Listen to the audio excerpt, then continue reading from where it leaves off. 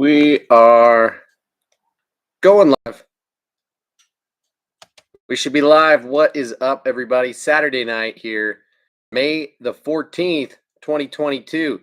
It is Saturday night, and hope everybody is doing well. Whether or not you are watching this live or you're on the replay, either way, we are going to do a little live unboxing tonight. I've got a package from Discount Tackle, and looking forward to it. So I sent a couple people messages on Instagram, but I don't think I really gave everybody a thorough notification or a heads up, if you will, that I was going live, other than telling you 2 nights ago that there was a good chance that I would be on either last night or tonight. So here I am with a package from Discount Tackle. This is my monthly order from Discount Tackle for the month of May 2022. And on tonight's live stream, we're going to open up the package and show you guys what I decided to pick up. So if for some reason my internet is a little bit choppy tonight, let me know if and when that happens, because my wife was on call tonight and did not get called in. In fact, she just got called off like 30 minutes ago, and is upstairs watching a movie, streaming a movie right now. So it's possible that my internet could be a little iffy at parts during this live stream, but let me know if that happens. Otherwise, we should be all good to go. Hope everybody's doing well. Cheers to you guys. Looks like we got Adam Odin, Daniel T, Dustin Taylor, Ron Holly, Bassless Chap, and Megaforce Mark all in the house. What's up, gentlemen? How you doing tonight?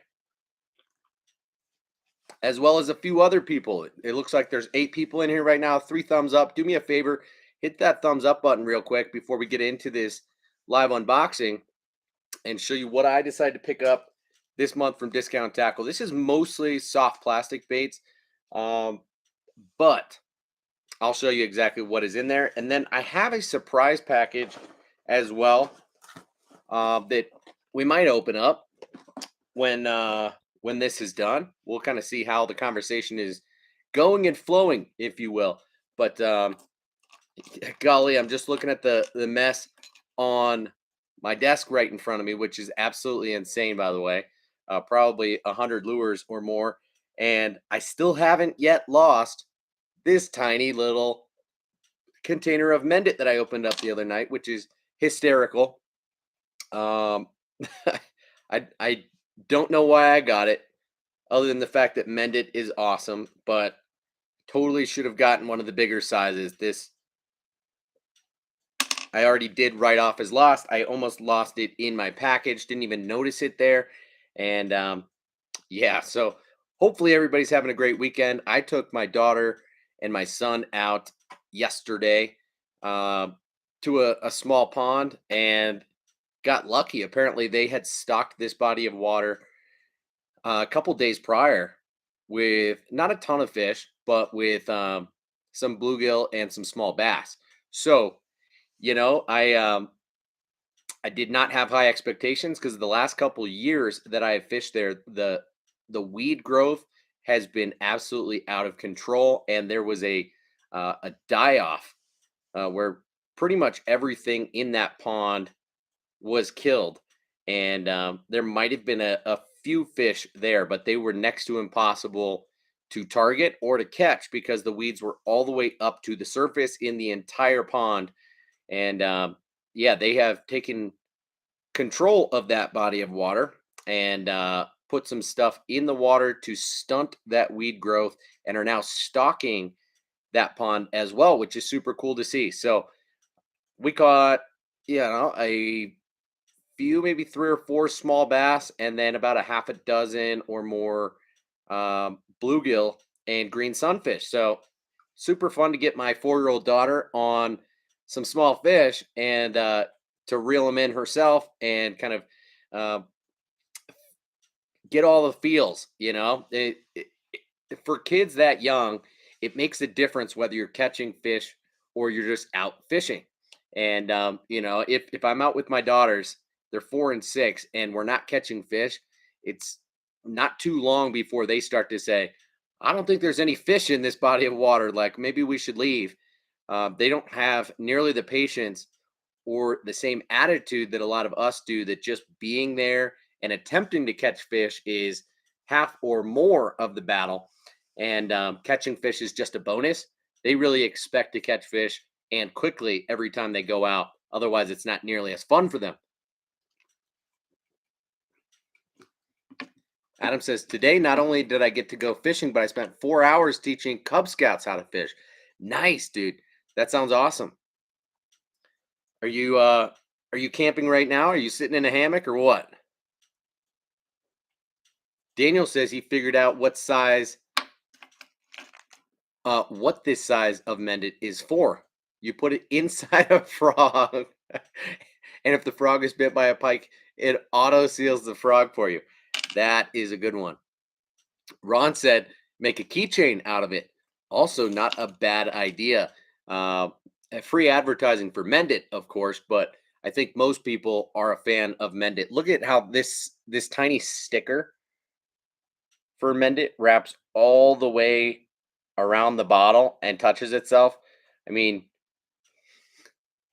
absolutely absurd. Not going to last long. That was a mistake purchase. Big waste of $4. I'll say that. Adam says, my buddy and I caught 24 bass today fishing our secret pond. Nice. No camping. That's next weekend. Got it. Losing Big Fish says, got to go fishing yesterday. All the fish were on beds. Super tough. Yeah, bed fishing can be a little bit frustrating, depending on kind of what stage of the spawn they're in. And when I say stage of the spawn, I'm not talking post-spawn, pre-spawn, etc. I'm talking about just how locked onto those beds they are. Because, I would say the week leading up to them being locked on is really hard to catch them because they will be skittish. When they're locked on is ideal, and then shortly thereafter is still pretty good because they're kind of extraterritorial. But prior to the eggs being laid and the fish being locked on the beds, it's very, very hard to catch them. They might be a little bit territorial having chosen that bed already, but not having done the deed and being locked onto the bed can make it very challenging to actually catch those fish. So I hear you. I don't expect that will really be the case for me for another couple of weeks at most of the places that I go to. But I've noticed more fish up in the shallows, at least sunning themselves, but I haven't seen any beds, anything like that. And in the past couple of years, I've usually spotted bluegill beds a couple of weeks before seeing bass beds. So I'm not quite there yet, but I hear you. I agree, Ron. This little bottle should have been a free sample, not a $4 purchase. Kind of crazy to think about. Dustin Taylor says water here warmed up 20 degrees in a week. The bass are a month behind and are lost. I would imagine. I mean, what would you do if you were a fish and the water warmed up 20 degrees in a single week? That would definitely be confusing. All of a sudden you'd be in a rush to kind of figure it out. But yeah. Ron says he's hanging a little to the left. That's hysterical. And Adam says, my wife surprised me with a pair of muck boots. Nice, man. Very nice boots for fishing. No more wet, slippery Crocs for you. Sweet. Good to hear. Good to hear. Guys, we got 15 people in here. Let's rip into this package. We've been on for 9.5 minutes. And let's see what we got from Discount Tackle this month. As I said, this is a primarily soft plastics unboxing. So maybe we should actually go the opposite route as normal. And we should open the other ones first. I just wanted to check to see if the sticker was a new design this month. This is one that has been going around a little bit more frequently in the last couple of months. I've gotten a couple different camo patterns, green and blue, but Yeah, I like it still. So if somehow, some way, you as one of those 15 people in here are not already familiar with Discount Tackle, they're an online retailer that I work with as a brand ambassador and affiliate for them. Um, the website is discounttackle.com. I will drop a link if I can, real quick, to their website, my affiliate link specifically, so that if you guys want to go check out any of the products that you see in this live stream tonight, that you can just go ahead and click that link and help me out. I do make a small commission off of every purchase made through this link specifically. So if you're going to shop at Discount Tackle, I would kindly ask that you use my link. One, for that reason, but two, and more importantly, so that my relationship with Discount Tackle can. Daniel beat me to it. Thank you, Daniel. Looks like you got that bookmarked or something. So I just pasted that link after Daniel did. But yeah, so one thing that is really tracked by Discount Tackle is, the amount of traffic that I'm sending their way. The relationship between them and I needs to be two ways, really. So uh, they help me out with a small allowance in helping make a monthly purchase. Of course, these are not all fully paid for because it's only a certain amount, and so I usually am paying a portion for each of these monthly unboxings that I'm doing, and then I get a small commission on what you guys spend there when using my link.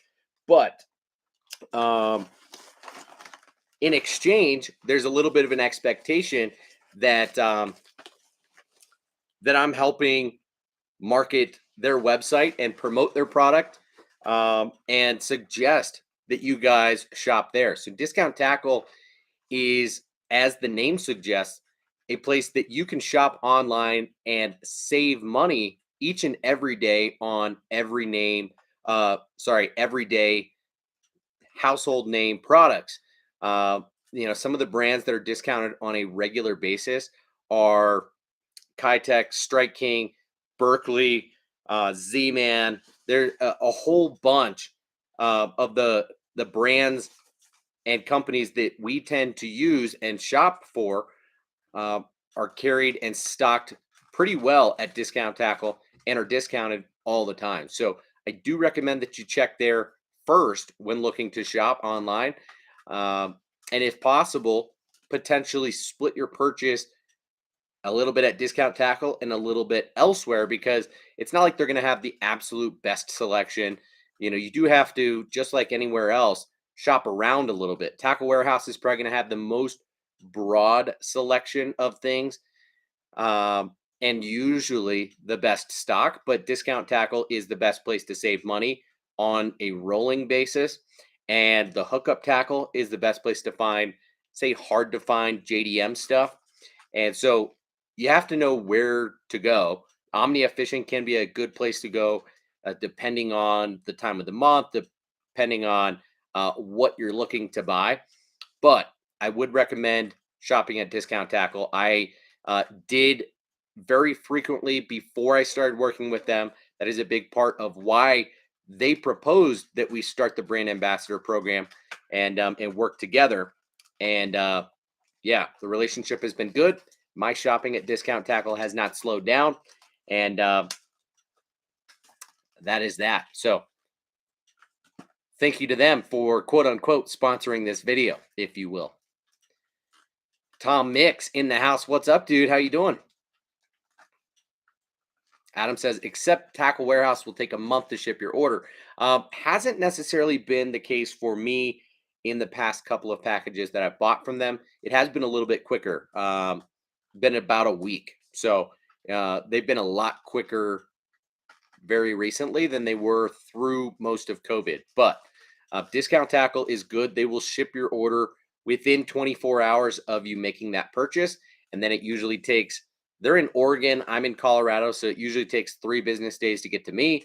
So it could take, anywhere up to a week if you're on the East Coast for it to get to you, but probably not quite that long. So they're not as fast as the hookup tackle, which pretty much has 2 day shipping across the board, but they are going to be faster than Tackle Warehouse most of the time.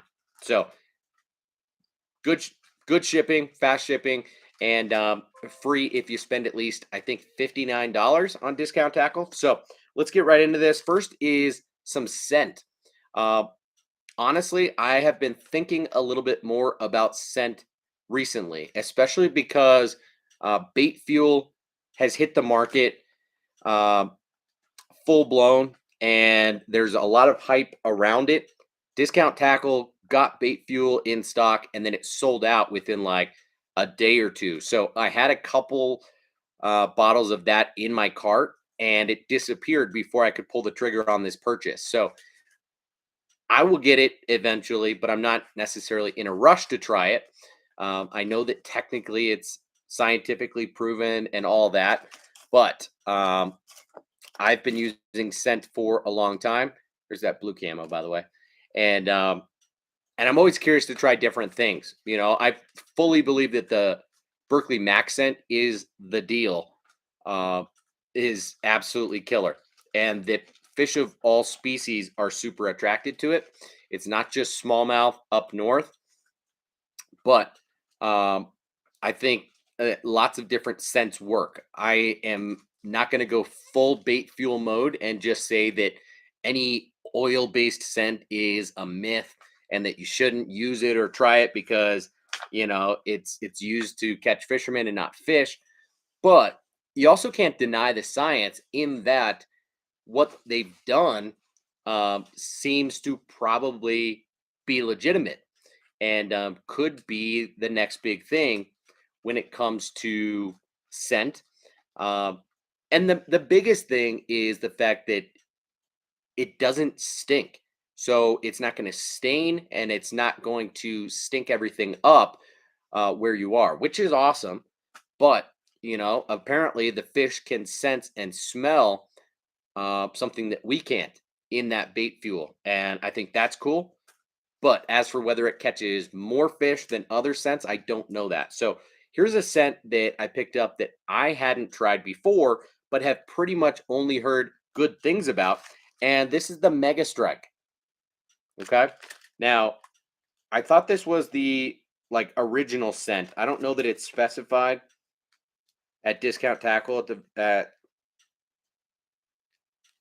I don't know. It says amino acid and protein based, molecularly strong, structured, extra long lasting gel, no mess tube.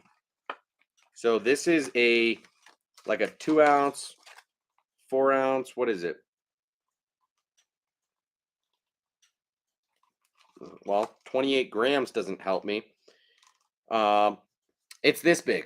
All right. And I'll tell you right now, because it doesn't label on the package what the scent is. It's stinky. No, dude, I'm pretty sure Mega Strike does have multiple flavors, Dustin. I think. Now this looks like it's clear. I don't want a lot of it to come out right now because I'm not trying to scent anything here and now. I mean, maybe I will in a few moments. Throw this in a bag of something just to marinate it, but it smells a little bit more crawfishy to me, but kind of hard to tell. I could be totally off about that. My palate for smelling different types of bait fish and prey of fish is hard to tell. Now it does say here, and this almost concerns me a little bit. It's got the date stamped on here. It says 12/12 of 20. I don't know if that's when they made it or when it expires, but either way, this is at least a year and a half old. So It's not like this is super fresh, but it smells good. Um, I will definitely give Mega Strike a shot. I use Procure a lot. I also recently picked up the Power Bait Bass formula. Dustin, you're right. It is clear and thick. It's thick for sure. That's a good way of putting it.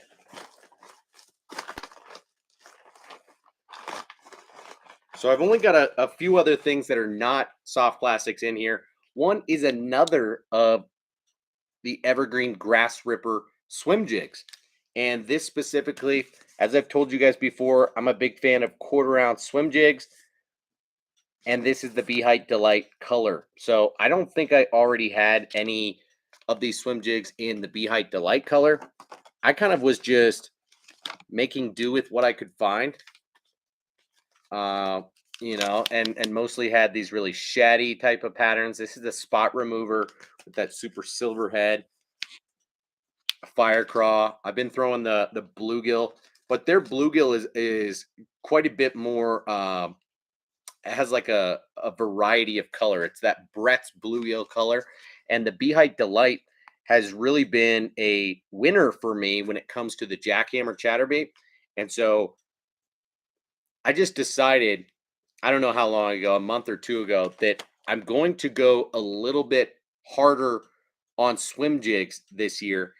Um, and try and really up my confidence there and see if I might be able to sub out a jackhammer for a swim jig in a lot of situations where last year a jackhammer stayed tied on for me like all the time.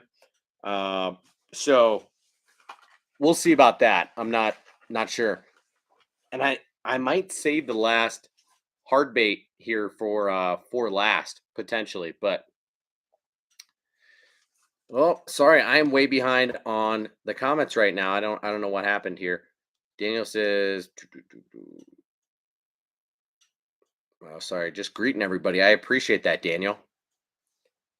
Ron says, yep, got my last tackle warehouse order in 5 days. Yeah, see, I think they have turned a corner a little bit in the last month or two, and um their staffing might be better, but their shipping is definitely better. Maybe they're able to keep things stocked a little bit better, and their employees more regularly staffed so that shipping has caught up. Because throughout COVID, it was pretty bad. It would take anywhere from 2 to 4 weeks on average, and things would be back ordered all the time. So, yeah, that was one of the things that like Discount Tackle was really staying ahead of the game during COVID, is getting their stuff out quickly.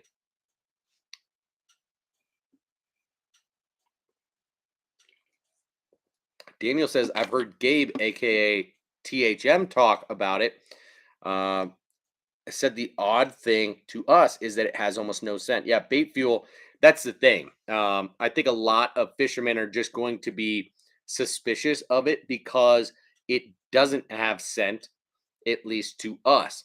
Um, but this was done through scientific studies. So they know that the fish can track it, that it leaves a very strong trail behind it, and that the fish eat it well. The fish like it. But when we pull it out and smell it, there's nothing there. Um, so it's easy for us to say, I doubt that'll work because it doesn't smell good or bad to us. Usually, things that smell bad are things that catch fish really well, right? I mean, that. So I'm curious to try bait fuel, but am not necessarily in a rush. So I'm going to play around with a variety of scents. I've marinated a few bags of like Z-Man plastics. In fact, when I took my daughter out yesterday, I brought out a pack of Z-Man Finesse Shads and cut off like the last 2 inches of that tail, which tapers down pretty dramatically.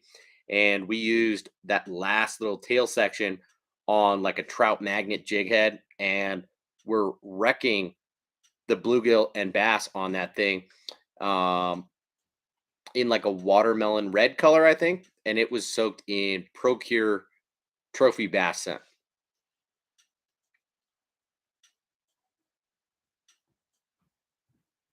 Daniel says Mega Strike has 4 formulas to choose from. See, that's what I thought, Dustin. You said just don't put it on the nightstand. That's funny. Yeah, I would not recommend doing that. And I don't even keep lube on my nightstand. So uh, I could put it on my nightstand and not get confused.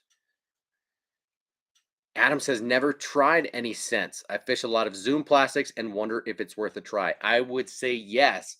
I also fish a lot of Zoom soft plastics and would say it's definitely worth a try. I'm going to start marinating like most of these bags because there are some baits that I fish a lot. For example, this guy right here.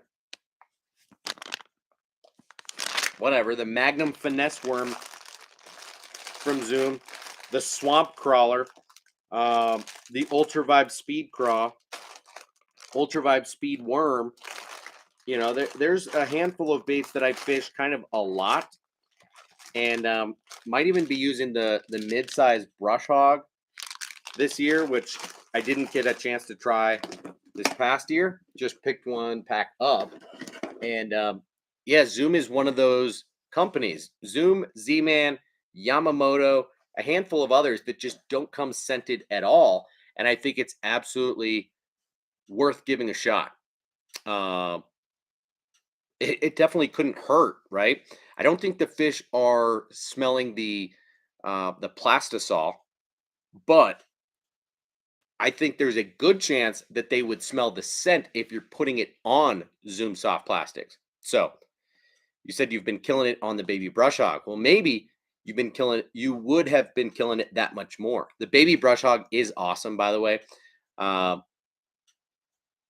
has been kind of my go-to size for that family of baits. I don't use the regular brush hog. I find it to be a little bit too big. Same with even the 6 and 8 inch lizards. I use the smaller sizes. So baby brush hog. And as I've talked about occasionally, I think the tiny brush hog is highly underrated as a finesse or micro jig trailer. Dare I pull it out right now? What the hey? The tiny brush hog. This thing has a ton of action and is killer on the back of a tiny jig. And there's a lot of baits in this category now that are in that 3-inch range of being craws and creature baits. You know, I've talked about how I think the Strike King Baby Rage Bug is perhaps one of my favorites in that category. But Dustin, are you asking which I prefer, or what do you mean? They're totally different baits.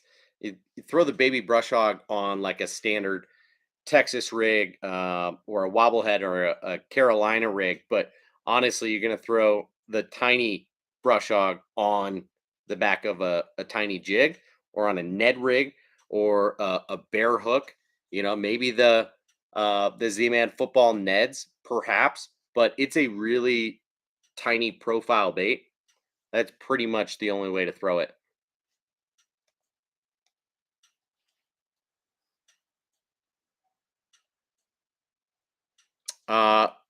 Ron, the Grassripper is made by Evergreen. Same company as who makes the jackhammer. That is why all these colors are exactly the same. So, Evergreen. And here's that Brett's bluegill color I was just talking about that I've been using in the 1/4 ounce size. More of like a natural green and orange type of color. A little bit of like purple flake, almost like a grass candy type of color. But yeah, Evergreen Grassripper. I think it's $6 or $7. Little bit expensive for a jig, but not outrageously so. And one that I'm a big fan of. Not that I've thrown it a ton, some late last year and a fair amount already early this year, but just knowing the quality that Evergreen is and that Gamakatsu hook that's in it sold me pretty much immediately. Daniel says a simple scent that you can try is the Spike It markers. Yeah, absolutely. I definitely do recommend them.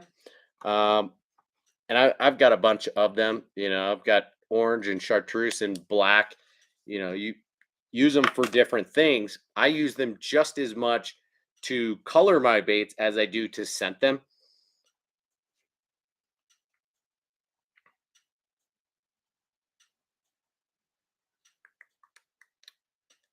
Adam says, but my number one bait is the 6-inch lizard in cotton candy chartreuse. Jeez.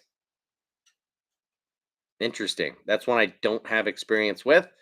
Nor do I feel that I probably will start using. John says the bait feel from American Bait Works is something I would like to try since it apparently has no odor. Yep, that's exactly what we were talking about for sure. And I had put a couple bottles of that in this order, and then they sold out before I pulled the trigger on the purchase. So, you know, I'll just have to wait a little bit until I can try that. But I'm trying out a variety of scents right now to just get a feel for how the fish respond to the scent either being applied in the moment versus pre-marinating, and if they like one over the other. So that's why I picked up the Mega Strike in this month's orders, just because I had never tried it before, but generally have heard good things about the Mega Strike. We got Matt in the house, South Jersey Fisherman. How's it going tonight, man? You said sorry I was late. Was into the Butch Brown live. Okay, nice, dude. Um, Good to hear. I know Butch Brown has been doing more on YouTube as of late. So if he was live streaming tonight, I don't blame you for being on there, dude.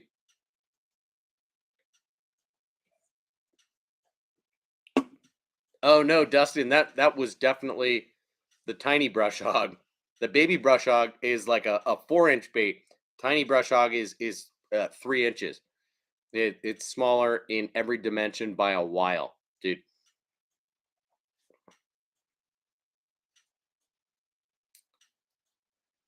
Dustin, I live in Colorado, in the greater Metro Denver area.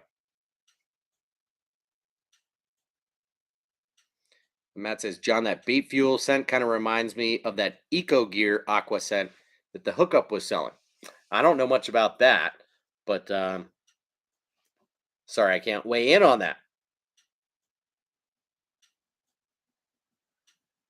Okay, let's move on to the next thing. I'm gonna save the hard bait.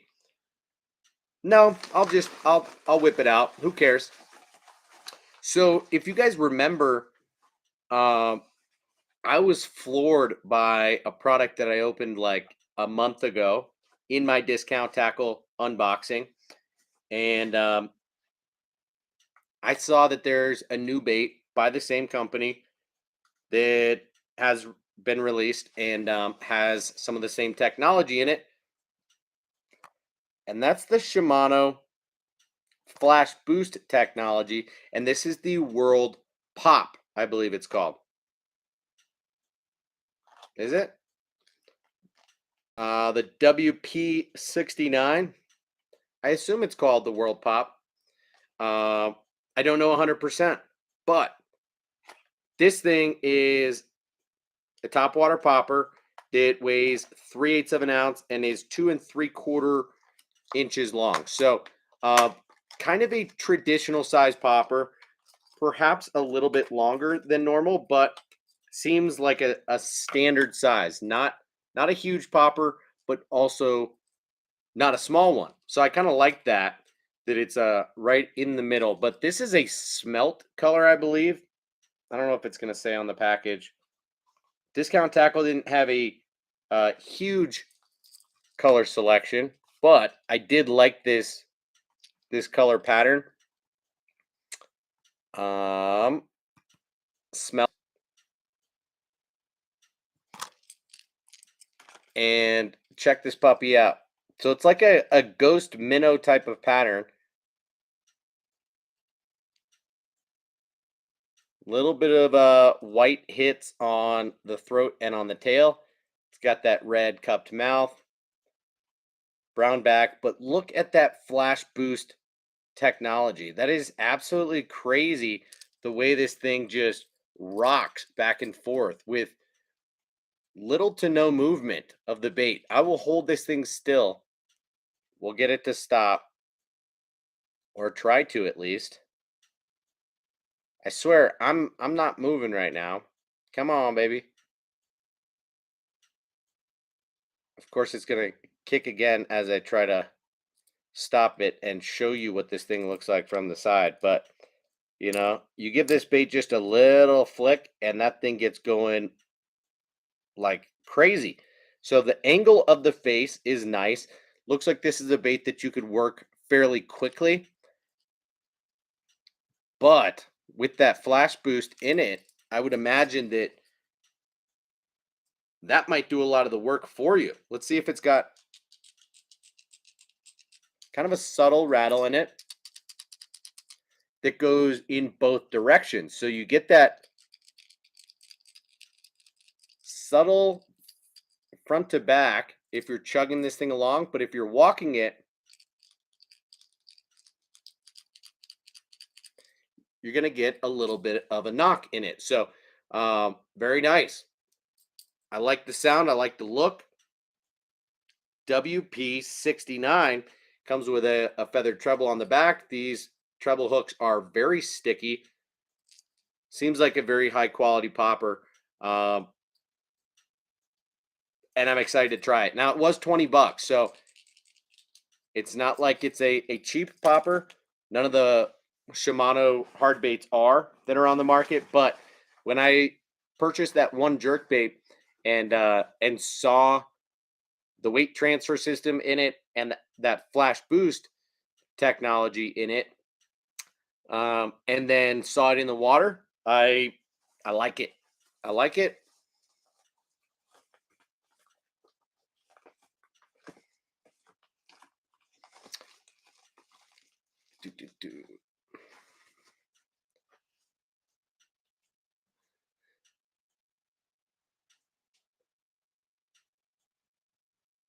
Dave says he got to see a bunch of these in person today, and this smelt color was his favorite. Well, good deal.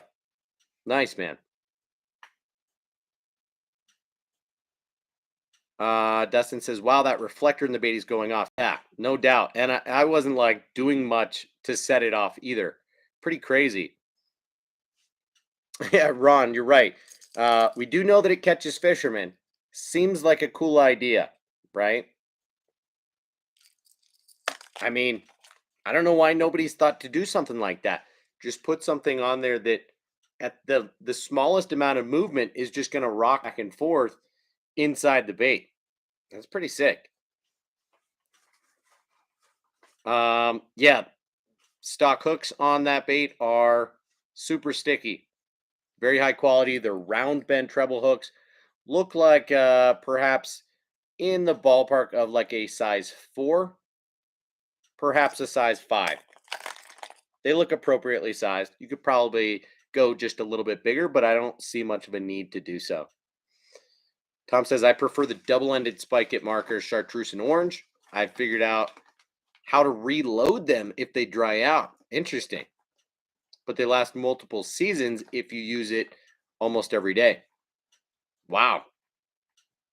Yeah, I've had mine a couple seasons, and I don't use them every day. So they're still running just fine, at least I think. I haven't used them since last year.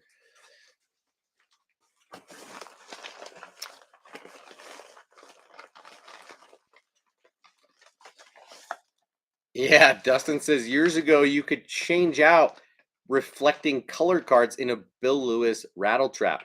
Well, I know that that technology has come out again in a bait that looks a little bit chintzy. I think it's a Lucky Strike bait, um, but a rattle trap that you slide these cards in. It's like a clear bait, but you slide in the color pattern, and some of them are flashy, some of them are more realistic looking, if you will. But it is a lipless crankbait that you can change out the color pattern, which Seems like a cool concept, but the bait doesn't look like it's all that high quality. So let's move on. We've got, I don't know, 6 packs of soft plastics in here.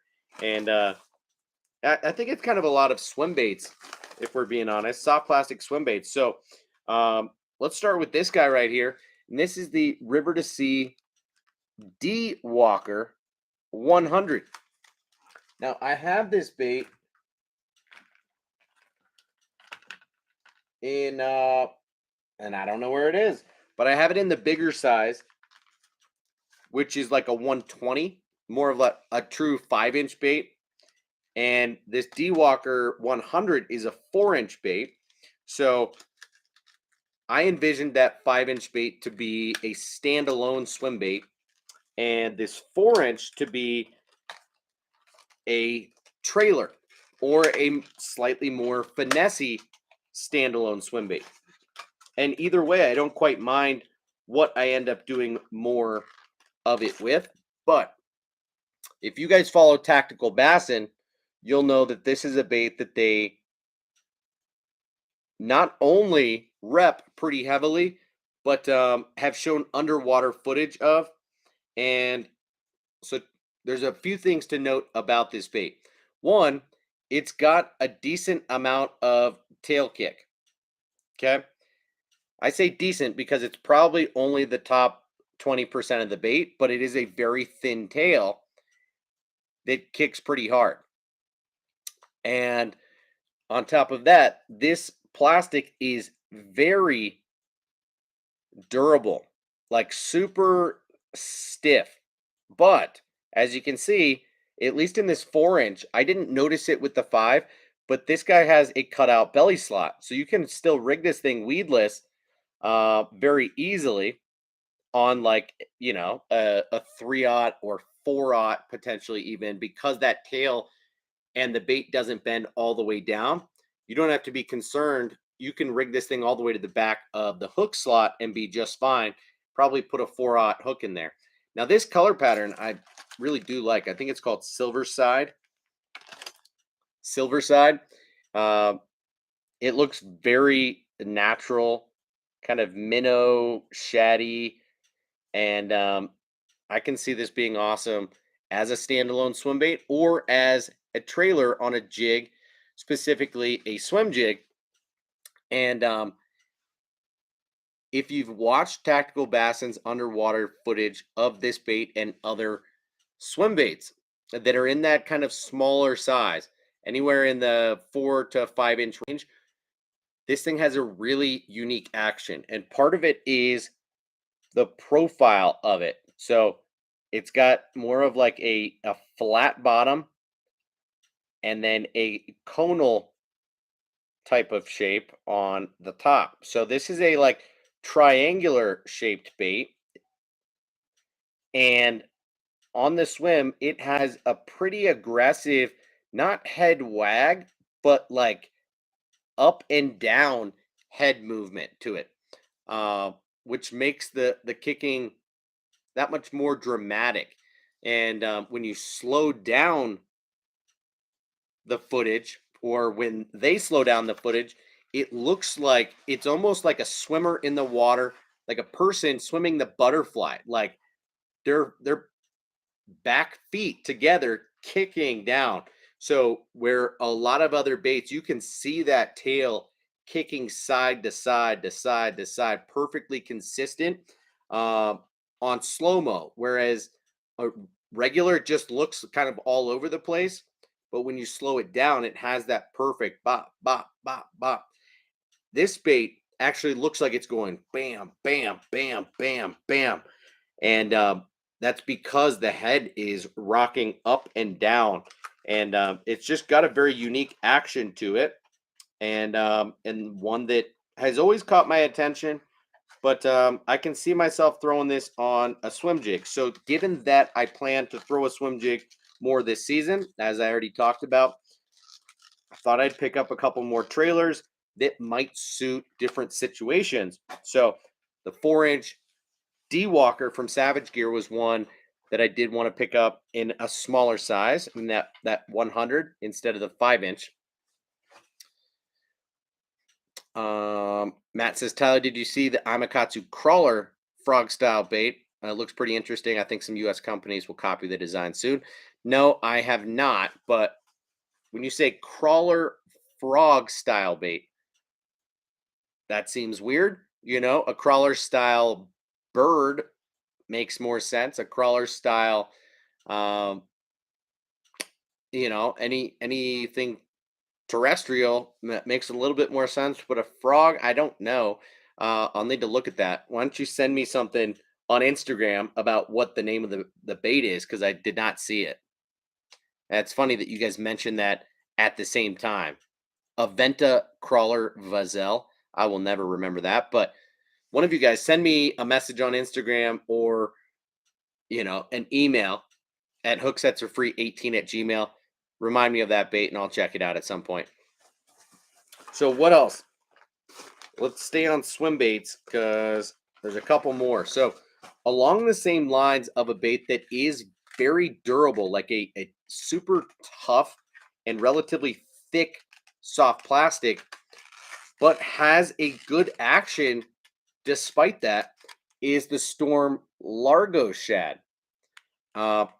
Storm has been, I don't even want to say hit or miss, but I would say generally miss, in my opinion, when it comes to swim baits.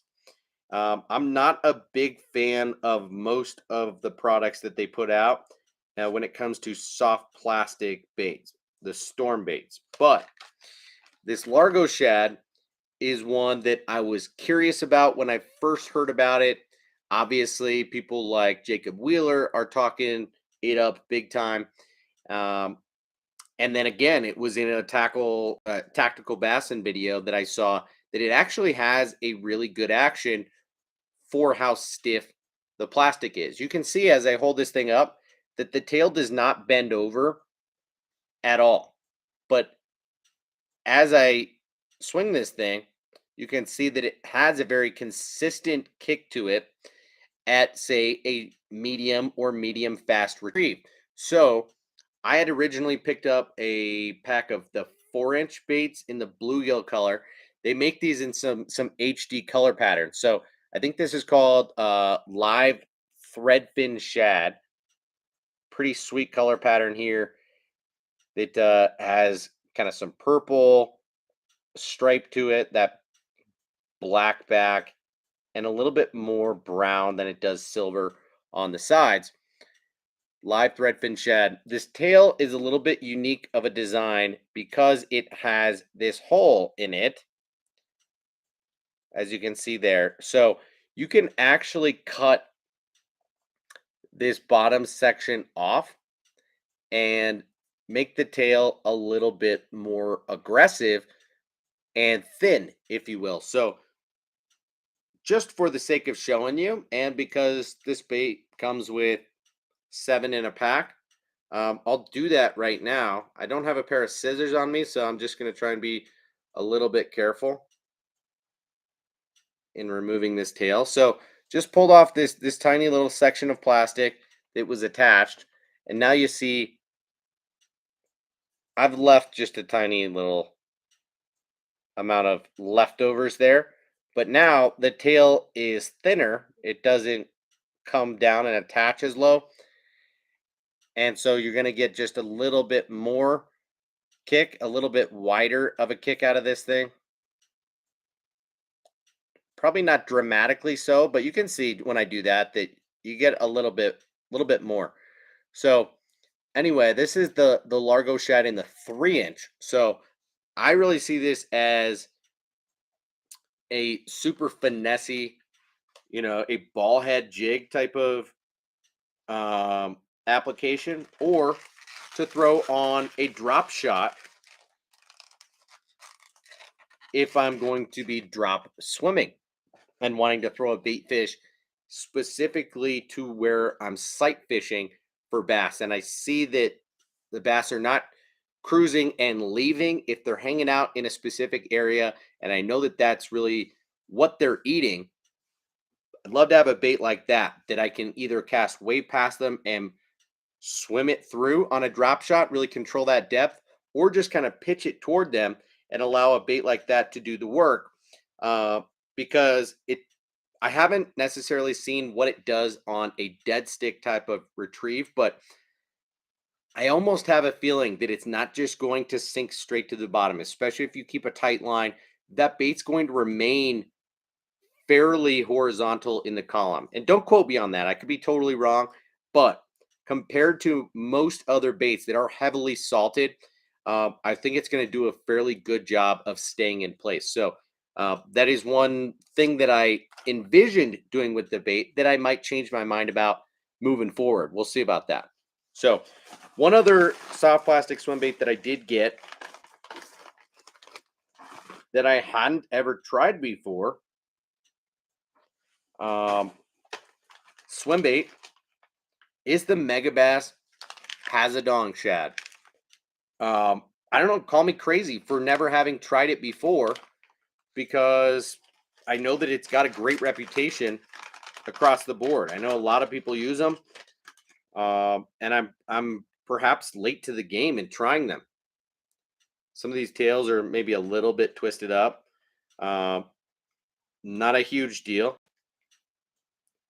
Not something that can't be fixed, but again, kind of like the last one, I actually see myself using these more on a drop shot than I do on a swim jig or on a standalone jig head, a round ball jig head. This is built most like the Kitech Easy Shiner, let's say, in that it's a very flat, finessey, the taper and the tail being super thin. This is essentially Megabass's version of the Kitech Easy Shiner. However, it's got a little bit different of a profile to it with that head and the eyes on there. It does have a little bit more of a split belly, but I see myself nose hooking this on a drop shot like Chris Zaldane uh, has been known to do. You've got a little bit of scent on there. This is their bigger size. They make it in a 3-inch, and this is the 4.2. So I see myself nose hooking this thing. So I will use an owner CPS spring and screw it into the nose and then nose hook this bait so that I can extend the life of this bait. And Adam, is there a black screen with some music? You guys leave comments. Can you see me all right? Can you hear me all right? Or is something wrong with my internet? Am I not doing okay? John says we're okay. All right. Well, you kind of freaked me out there, Adam. You're probably the only one. All right. So, Hazadong Shad, finesse swim bait, decent amount of tail to it, but I see it as a drop swimming type of bait. This is a very natural color pattern. They call it green pumpkin shad.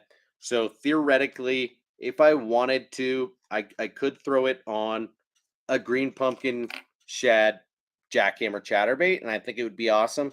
I am just a little bit concerned about durability and the fact that this thing already has eyes on it, and it's not a cheap bait.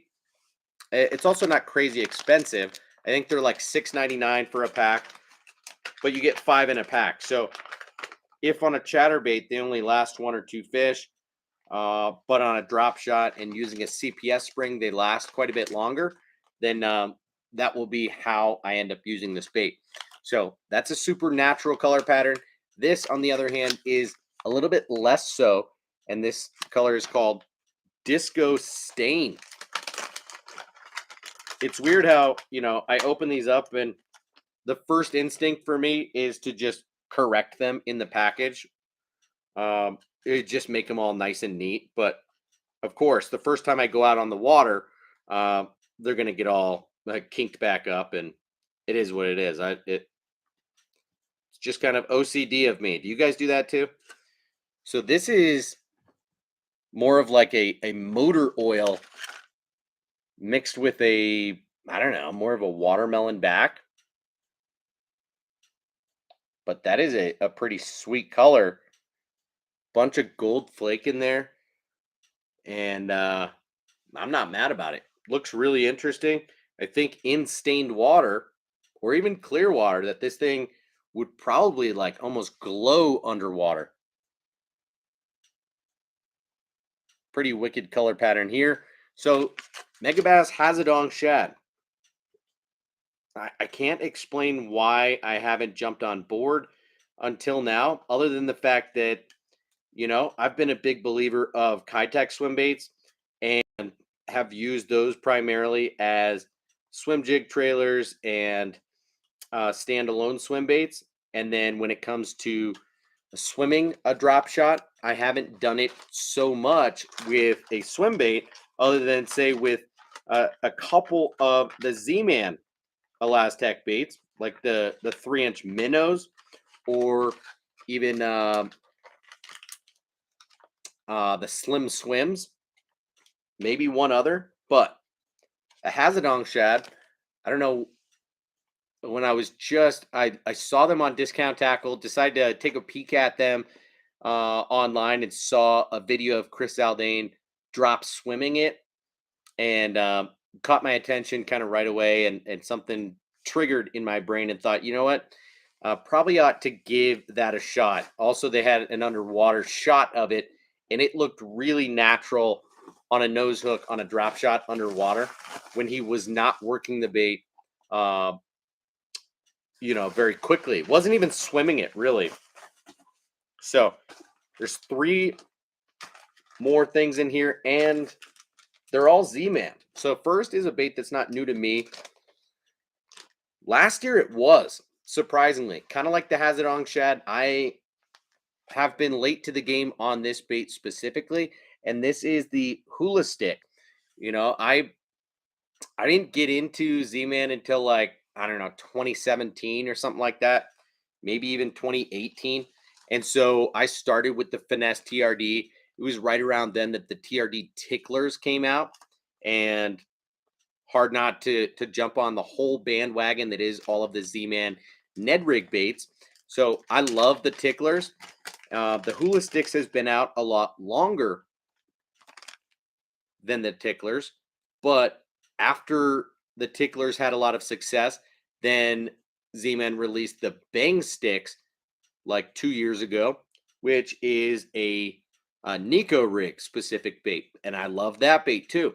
So the Hula Stix is an in-betweener between the TRD Ticklers being a 2 3/4 inch bait, and the Bang Sticks being like a 5 3/4 inch bait.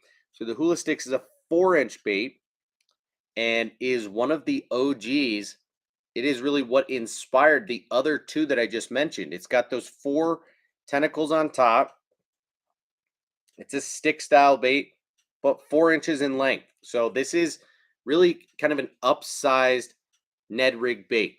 You throw this on the Z-Man Power Finesse Shrooms hook that you'd use on like the big TRD.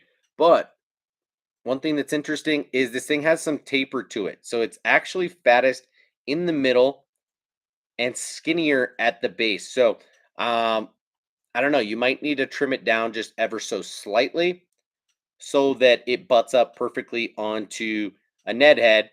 But regardless, this is great on a slightly upsized Ned rig, or on a Nico rig, or on a drop shot. A lot of different things you can do with this bait, and it is a good one. So I think I had only picked up 1 pack last year, and it was sad. It was one of those baits that I actually left out in my garage, like tight packed with some other things, and the pack of them got smashed because they softened up in the sun. So they're like flattened along with a handful of other packs of Z-Man plastics that I have. But we all know that that can happen. So you do have to be a little bit careful of where you store the baits. It's a big part of why I have a lot of my Z-Man baits stored down here, and not just always out with me on the water or in the garage. I've got a couple of these boxes that I bring with me, and I've always got them loaded down Like this thing is strictly for Ned rig. So I've got TRD bugs, TRD craws, TRD tubes, some slim swims, ticklers, finesse TRDs, etc., all in one box.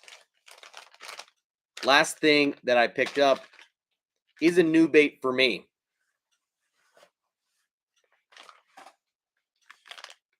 And this is their new goat toads. Okay. I'm sure that you guys have probably seen the developments on social media in that Z-Man allowed for input from followers and fans as they designed this bait. So it took them, I don't know, about a year or so to create this bait. And they went through multiple iterations of 3D modeling and then actually creating molds for this bait to figure out what people wanted and what would have the best action. So I picked up 2 packs of these because I figure it's not going to be long until toad season and buzzbait season is right around the corner. But this is a bait that can be used in a few different ways. Obviously, it's made first and foremost to be a buzzing style soft plastic toad. Okay.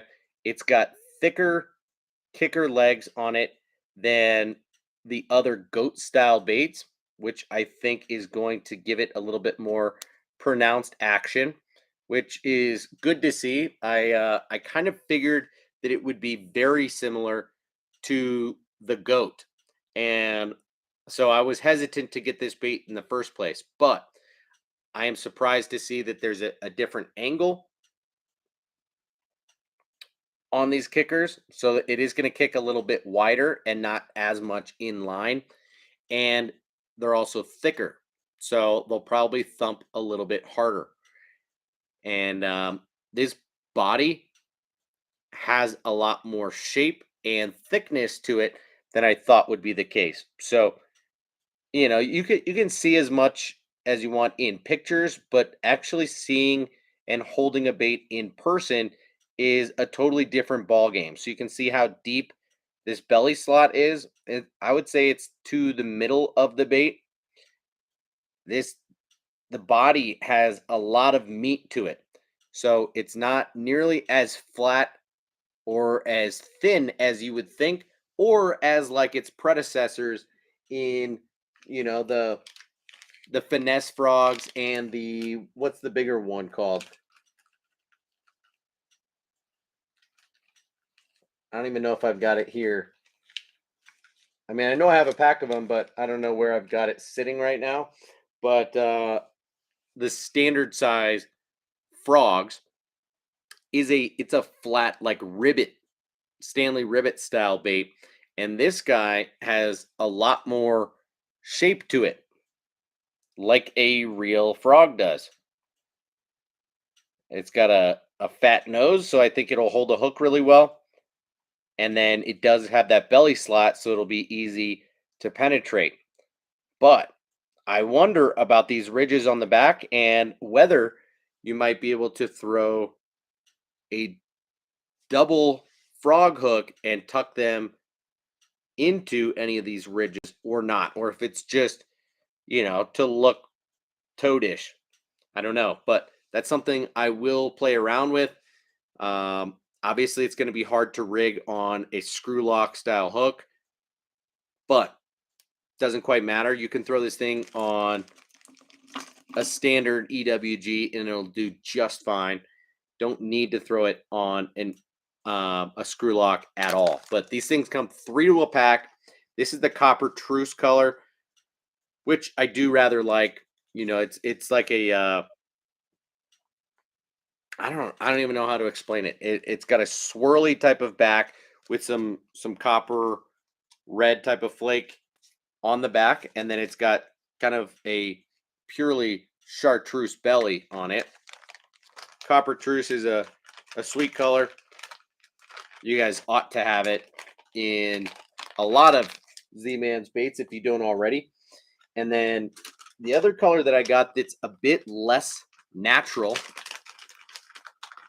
Yes, Daniel. The hard leg frogs is what their larger size of the finesse frogs is called. It's got these very wide um, legs, you know, totally different shape of these legs than you get with the goat toads. So this is definitely a different bait. Oh, here's the D Walker in the 120. So in case you were wondering, the D Walker 120 comes with 3 to a package, and the 100 comes with 4 to a package. Not that that matters. I think they're only $5 a pack, and like I said, they're super durable, but very natural color patterns. That pro blue, red, pearl, and now this silver side. Uh, I'm very pleased with them. So anyway, this color is called Purple Death, and I find it to be better in like Ned rig baits, Nico rig baits. I don't know how well it'll do as a topwater toad, but it is fairly transparent and bait fishy. So I think it'll do well when moved quickly along the top. And most people would associate quick movement with a topwater toad style bait, but a lot of that is because most toads on the market are not buoyant. They don't automatically float. Whereas the goat toads, and I think the new Savage Gear Duratec toad, are made from elastomer style plastic and will float even with like a Superline EWG hook in them.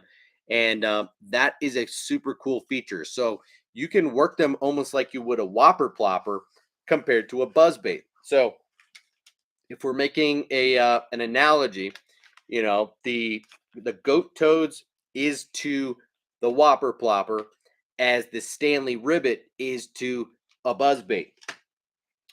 So it's a bait that you can work on multiple retrieves. You can just cast and wind it straight back in. But one cool benefit to a buoyant frog or toad, if you will, is that you can cast it out, wind it, and then stop it, and it will stay in place wherever you stop it. So you could, you know, you see a stick up in the middle of the pond. You see a lay down tree.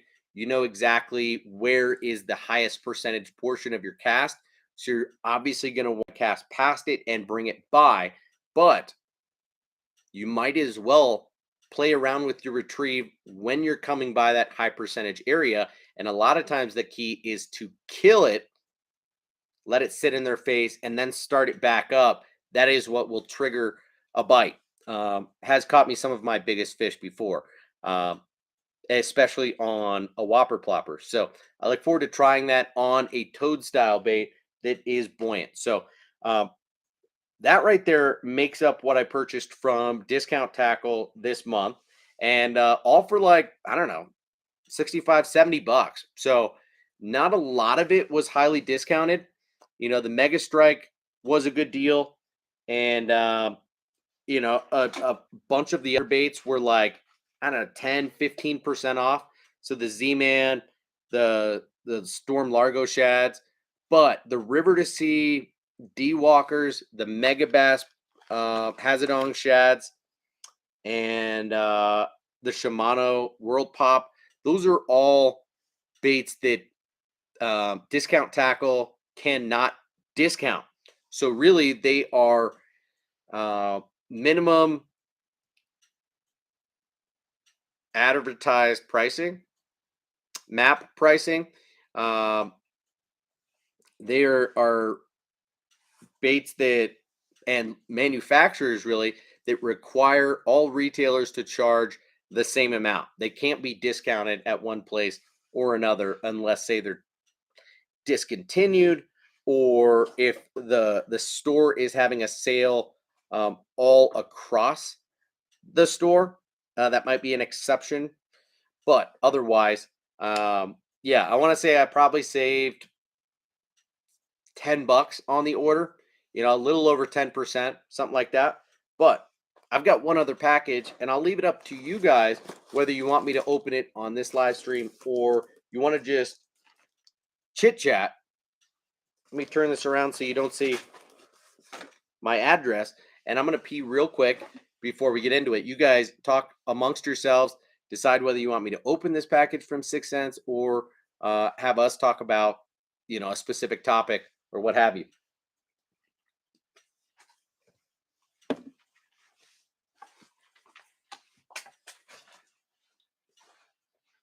And enjoy the clicking.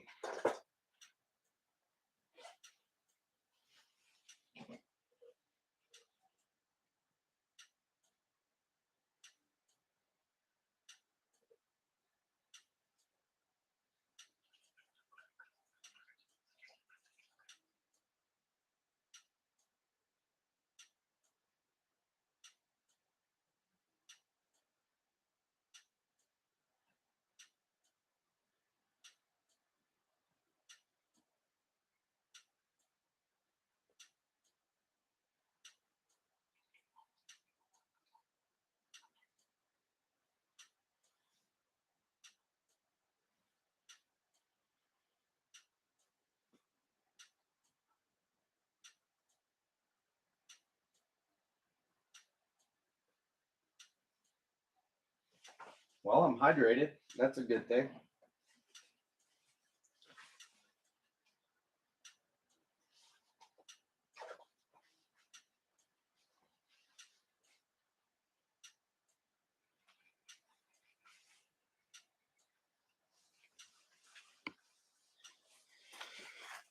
All right. Oh, dang it, Ron. I forgot to bring down. Dude, I did just mug it. I just peed right into this cup behind the camera. I'm not going to do it right in front of you guys and just do one of these and pretend like I'm not peeing. Yeah, Ron heard the peeing. Yeah, you could hear it for a second. Ron, I did find the 6 cents trace and fished it a few days ago. I mentioned that on the last live stream, but I like the action, dude.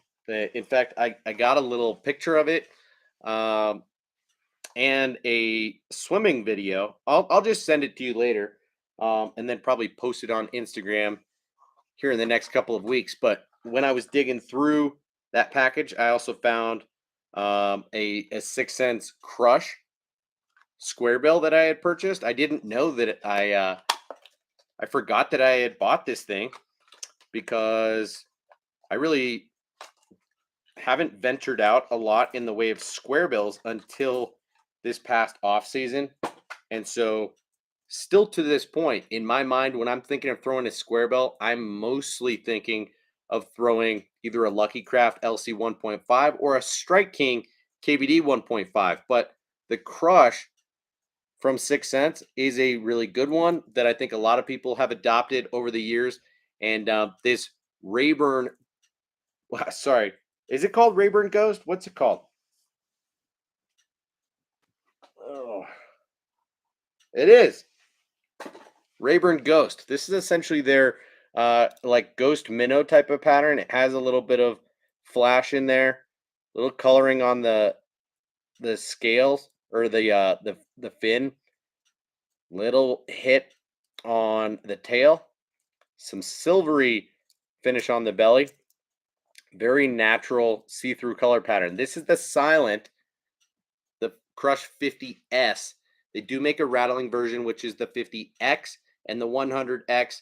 But yeah, excited to have this and try it out. I've always had a lot of confidence in the Ghost Minnow pattern from Lucky Craft and some other similar color patterns. The green gizzard shad from Strike King. So while we're on the topic of 6 cents, I think I'll probably rip this open. Since none of you guys said. Daniel says, after seeing the Savage Gear baits on the last live stream, I was checking out their page and wow, some realistic looking baits. The 4D craw is super detailed. Yeah, it is. But you get that same detail down to Even like their Ned craw, which I do highly recommend because I've got the 40 craw, I believe. Jig trailer box.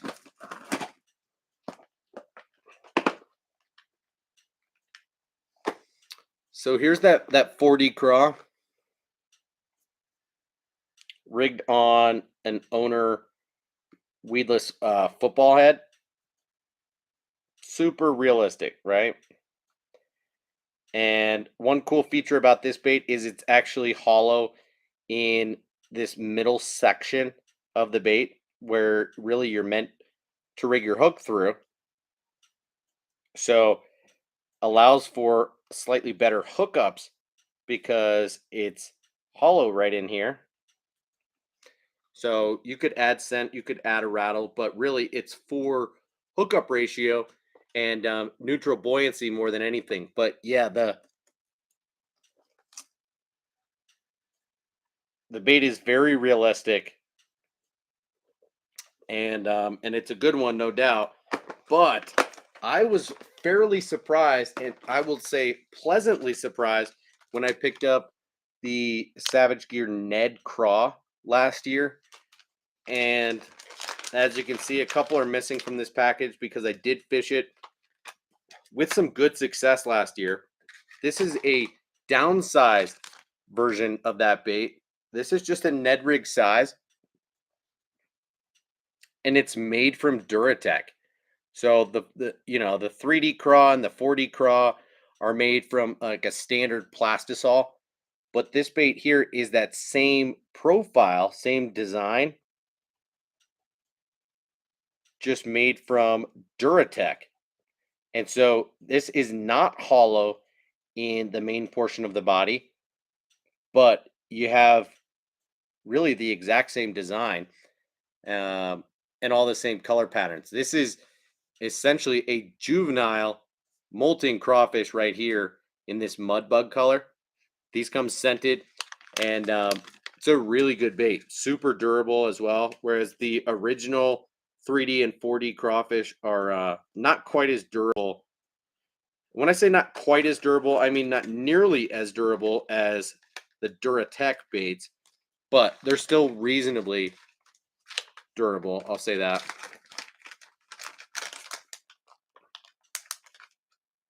All right. So Ron wants me to open this package from 6 Cents, and I appreciate it. So this one's for you, Ron. You're right that the 6 has some great colors and paint jobs. We might see some of that in here.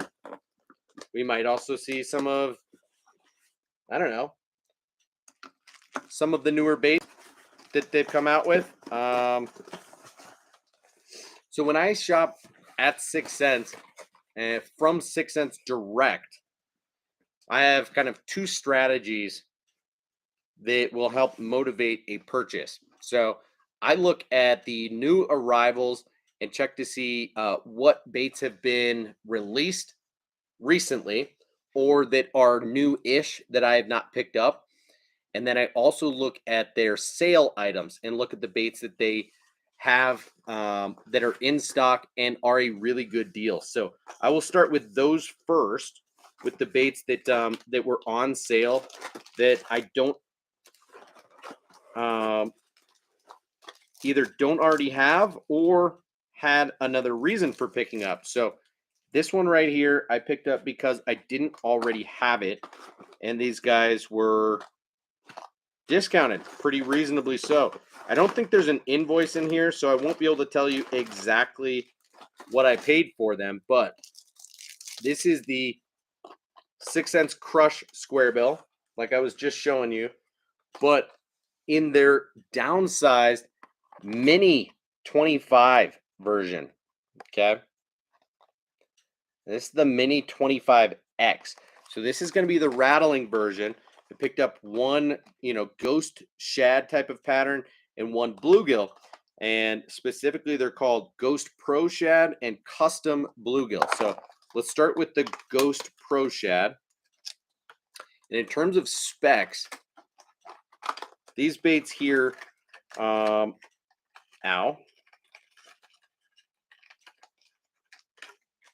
have decent hooks on them. They are,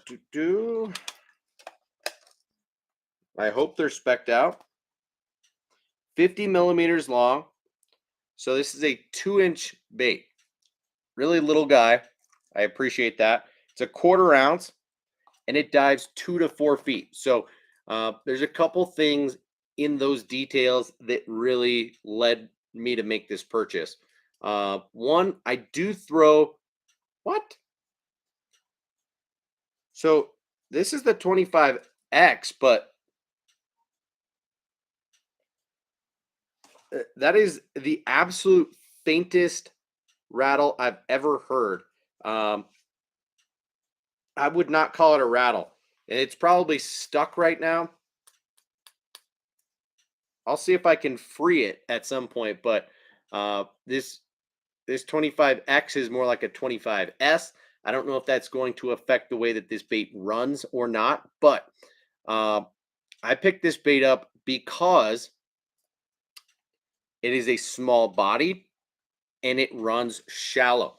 Those two things are important to me. I throw the KVD 1.0 a fair amount, and I did pick up one of the downsized Lucky Craft baits. I think it's the LC 0.7 this past off season, and I like it as well. But the Strike King 1.0, I've had a lot of luck with over the last couple of seasons, especially when targeting multiple species or when fishing in ponds or when I see bait that is really small, but it also runs shallow, which for me is killer. So if I throw this on 15-pound line, it's not going to go deeper than like 3 feet.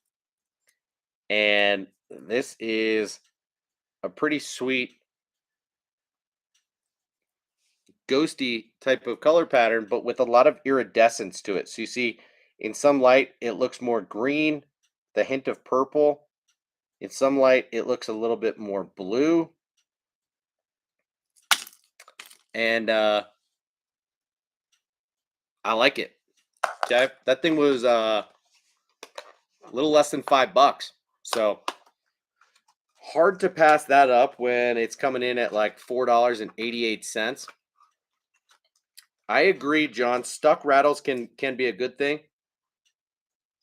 I've generally liked that about Bandit baits and a few others, but sometimes it will make it just not run right. Sometimes you're right; it can make it hunt. It will kind of go off track and work its way back, but sometimes it'll just make the bait just act wrong altogether. So I agree that in a lot of situations, stuck rattles are good, but um, not always so. So let's see if it sounds different in this one. No. Is the bait meant to be like that? I swear. Crush Mini 25X. Takes finesse cranking to the next level by allowing you to downsize your lure on those tough, high pressure days. Crush Mini 25X is uniquely designed, causing it to hunt erratically through the targeted depth areas of 2 to 4 feet to entice more strikes. Utilizes a silent slash faint rattle system.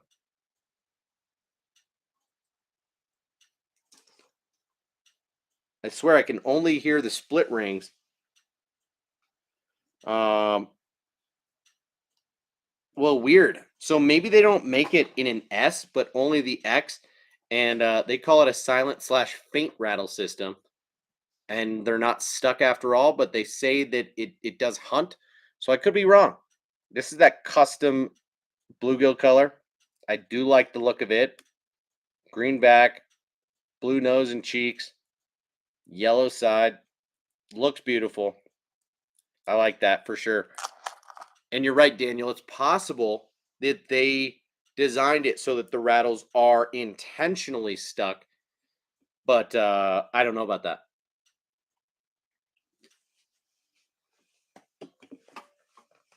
So 2 of those Crush Mini 25X crankbaits that were both on sale for right at $5 a piece. Tough to pass that one up. And along the same lines, and same price tag, was another shallow diving finesse crankbait that I don't already have. And this is the Curve Finesse square bill. So I have the Curve 55, which is a mid diving small bodied crankbait, and I really do like it. It has more of like medium rattles. Let's see about this one. Wow, this has louder rattles than its bigger brother. So definitely a rattling bait here with the Curve Finesse. But this bait here, from a size standpoint, is 55 millimeters. I don't know if I said that the other one is a. Did I say it's a 55? We can compare them real quick in body size. But this guy weighs 3/8 of an ounce, and apparently it only dives 1 to 3 feet. So from a body standpoint, yeah, this is the same body, really, just a different bill. So let's compare the rattle systems.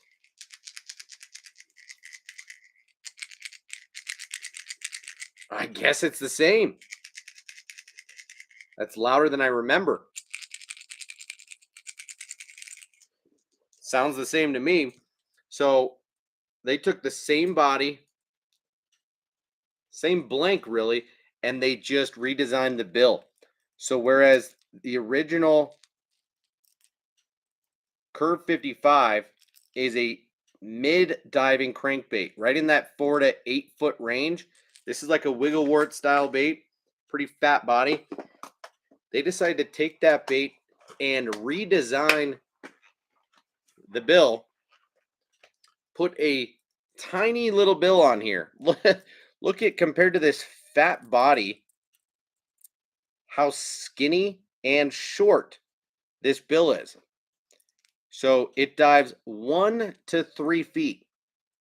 And that right there caught my attention big time because, as I've been talking about more recently, I have really come around to the idea of getting more into really shallow diving crankbaits.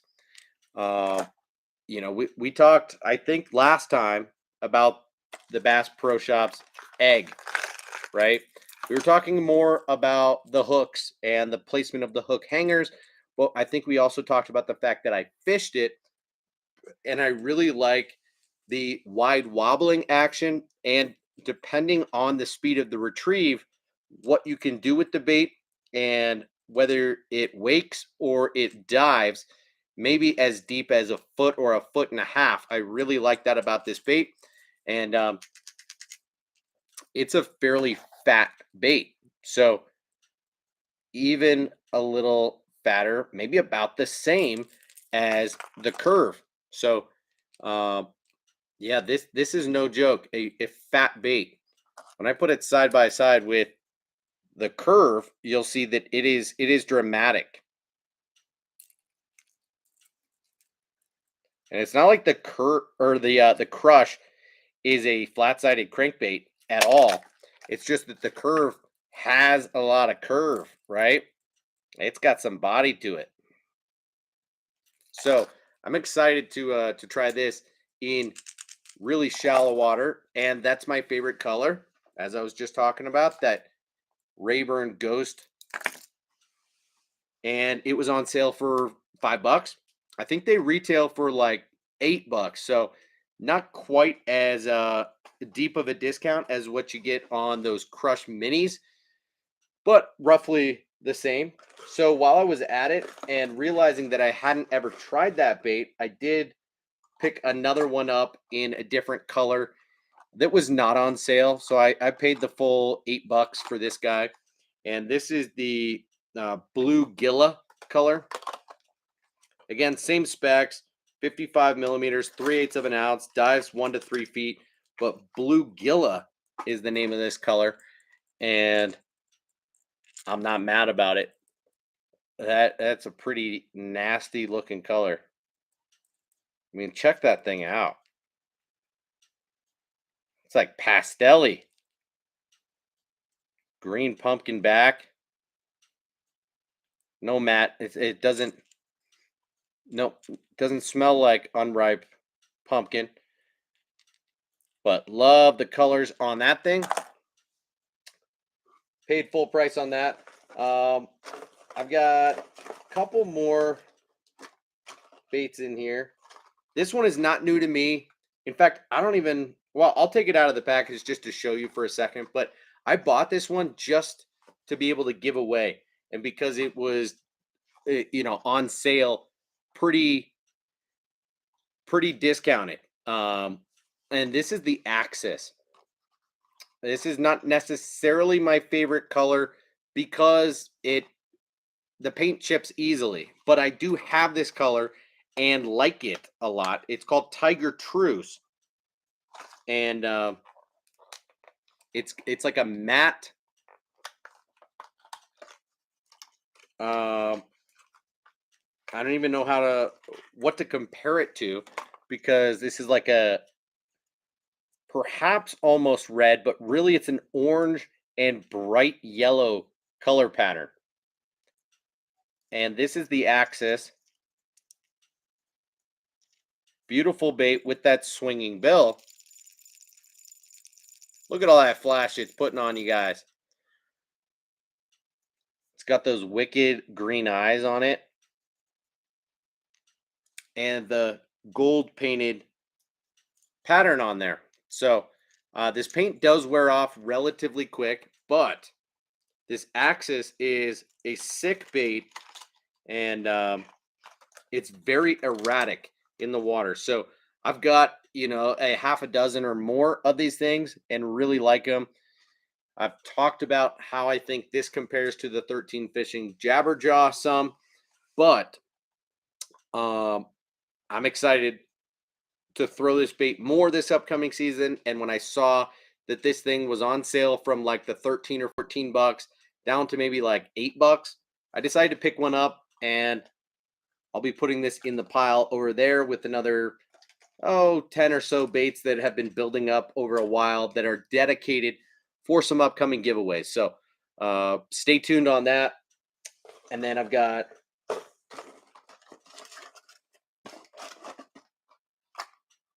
one more Curve Finesse Square Bill. Same bait, so I got 3 of these.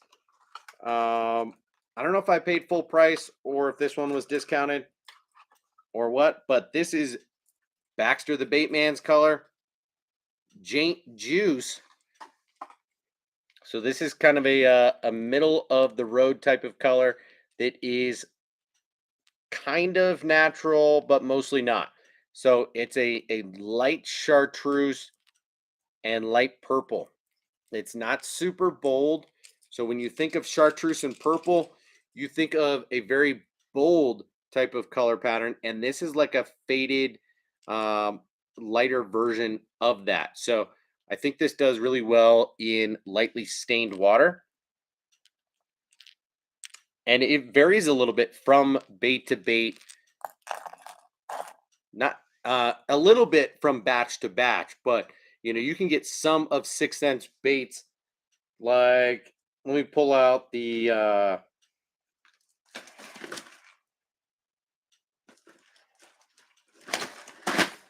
think I got them in this box.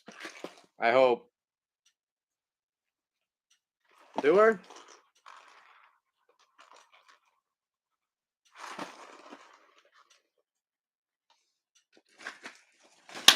How many boxes of jerk baits do I have now?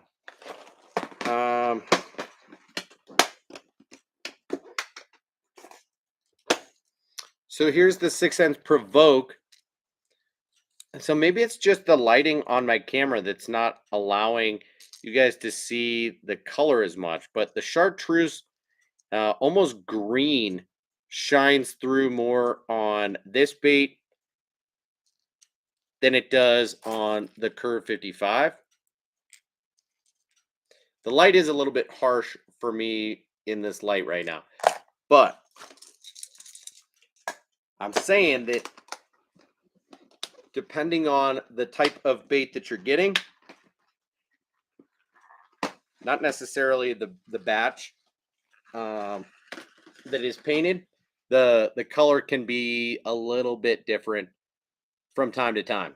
So that's now a total of 3 in the Finesse Curve 55 square bill. So all shallow diving, I mean really super shallow diving, rattling square bills. And it kind of covered my bases when it comes to color patterns there, and I'm excited about it. 2 of the Crush Mini 25s, and 1 of the Axis that I'm going to give away.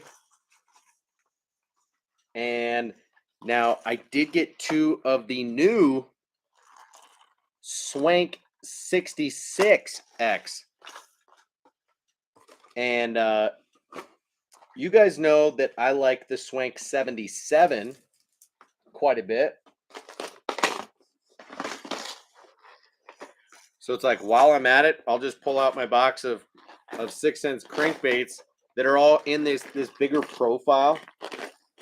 So I've got my Movement 80X, my Swank 77X, and my Axis baits. Here's that Tiger Truce I was talking about. But here is the Movement. No, the Swank 77. Really loud rattling bait with the L bill. So Todd Castledine helped bring it to 6 cents, and then since then has now helped it go to Strike King in this guy right here with the Hybrid Hunter. So looks pretty dang similar, doesn't it? You can see that fin on top is a little bit different, but really the rattle system is similar, obnoxiously loud. Little bit, you get a couple more BBs in the Swank than you do with the Hybrid Hunter, but they're very similar baits. And I like them both a lot. I find that they run more horizontal than at an angle compared to other crankbaits, and it runs through grass very well. That is really what it was designed to do, although it runs through rock and through wood and all sorts of cover surprisingly well. So this is a really good crankbait, but it's loud. And I'm not even shaking the heck out of this thing. So really good bait, underrated bait, but it's big in profile. So this is a 3-inch bait, and it weighs like almost 3/4 of an ounce, maybe more, closer to an ounce. Okay, this is a big bait, and I started to become partial to the Hybrid Hunter Junior, which is more of a 2.5-inch and half-ounce bait. Once I noticed that the Hybrid Hunter has 2 sizes, and so I almost ditched the Hybrid Hunter full size completely in favor of the Hybrid Hunter Junior this past year. And unfortunately, the same thing happened with the Swank 77. But when I saw that just a couple months ago they released the Swank 66X, that got me jacked, because this thing is 60 millimeters long and weighs a half of an ounce. Please focus for us. 60 mils, half of an ounce, dives 2 to 5 feet. So that got me really excited. And I don't care. I'll pay full price all day to give these a shot, because unlike the Axis, which has a very different action from the 13 fishing Jabberjaw. So those baits, while they're similarly designed, act very different underwater. The Swank and the Hybrid Hunter are a little bit more close in action. They don't hunt quite as much, but they do have a fairly erratic action. So interesting. This rattle system is not nearly as loud. It's still loud, but my guess is that it just doesn't have as much room inside the bait for all of those BBs and rattles to travel. So you'll notice straight out of the gate that this thing is significantly smaller. Not only in length, because length is not as much of a thing, it's 11 millimeters shorter, but in girth, and then also in weight and just general presence and vibration. So the 66X is one that I can really see myself throwing day in and day out, whereas the 77 is really like a true big fish bait. And it's not like I won't throw it. It's just, it was almost intimidatingly big, and not a bait that I will throw everywhere I go. So um, along those same lines, I kind of hope that they start to make more of their baits in more traditional or finessey types of sizes. So I picked up that color, which I just threw it down. What's it called? 4K bluegill, I think. 4K bluegill. So check out these color patterns. I mean, this is bluegilla, right? This is 4K bluegill. A little bit different take on a bluegill, but also super realistic, beautiful looking. Love it. And then I got one in a not so realistic color pattern, kind of like a fire tiger. They call it craw figer. Wait, craw fire. Did I just say figer? Craw figer? Craw figer. Fire tiger. So check this thing out. Fire tiger. Green back, yellow side, red belly, with a craw pattern on it and that wild green eye. Craw fire. So it's a fire tiger craw pattern. And I didn't realize that I have one of the Hybrid Hunter Juniors right here in front of me. So we can compare them in terms of profile and rattle, etc. Looks like the Hybrid Hunter Junior has a little less taper to it. It's more flat on the belly, whereas the Swank 66 has a little bit more taper and a thinner tail. But they're going to have similar diving depths of being right in that, like, 2 to 4 foot range for the most part. And they're both same size in length and in height. But the rattle system, you get that multiple rattles, and you get just more of a knocker in the Hybrid Hunter. No small BBs in this guy. And you get a little bit of both in the Swank. So pretty excited to try this guy. I want to say it was like $8.99 or maybe $9.99 to try this guy. And picked up 2 of those. And was that it? No, I got 1 pack of soft plastics.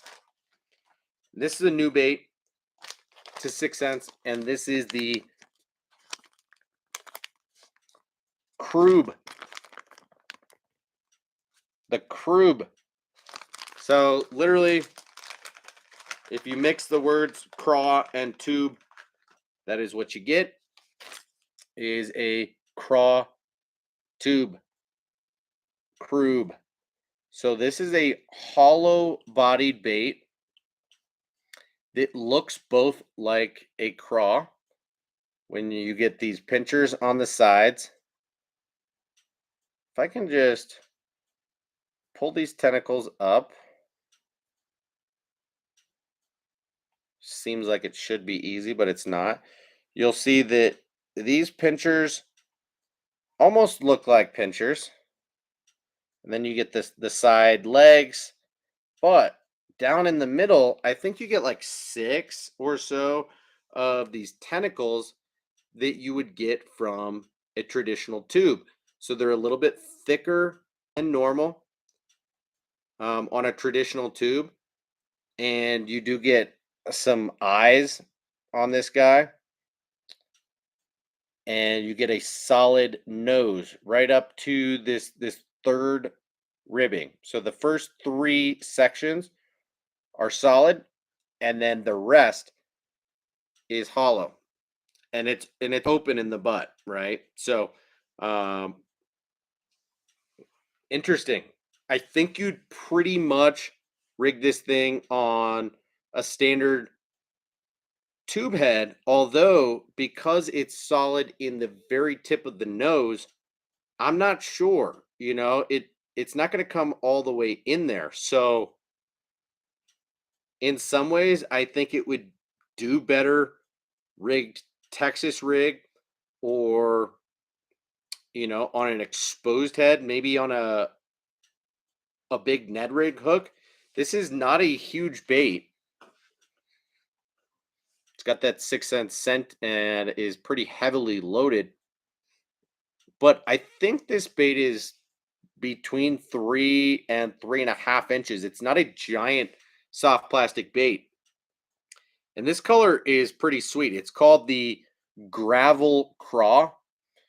So very natural color pattern that's, almost like a green pumpkin blue swirl type of deal with some red copper flake in it. And I'm liking the idea of this. I don't know exactly how I'm gonna throw it. That solid nose confuses me just a little bit, which is why I think, a Ned rig, maybe a drop shot could be really good for this thing because of that solid nose. You could rig a CPS spring in that nose and then nose hook it on a drop shot. You could throw this thing on uh, a Jika rig or a Tokyo rig. I think it would do great on both of those applications. So I think this is going to be a fairly versatile bait, although it's somewhat unconventional because it's a hybrid soft plastic, something that the craw tube is not a completely new concept, but um, nobody's really doing it these days. So good on 6 cents for doing that and for constantly innovating.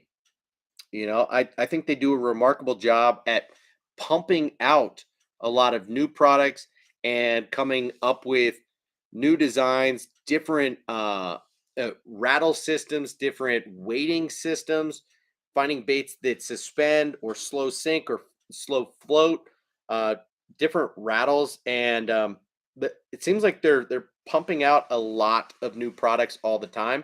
On top of that, they've got great color patterns. They're not overly expensive, and I'm a big fan. So I used Kevin Baxter, the Baitman's code, which is just Baitman.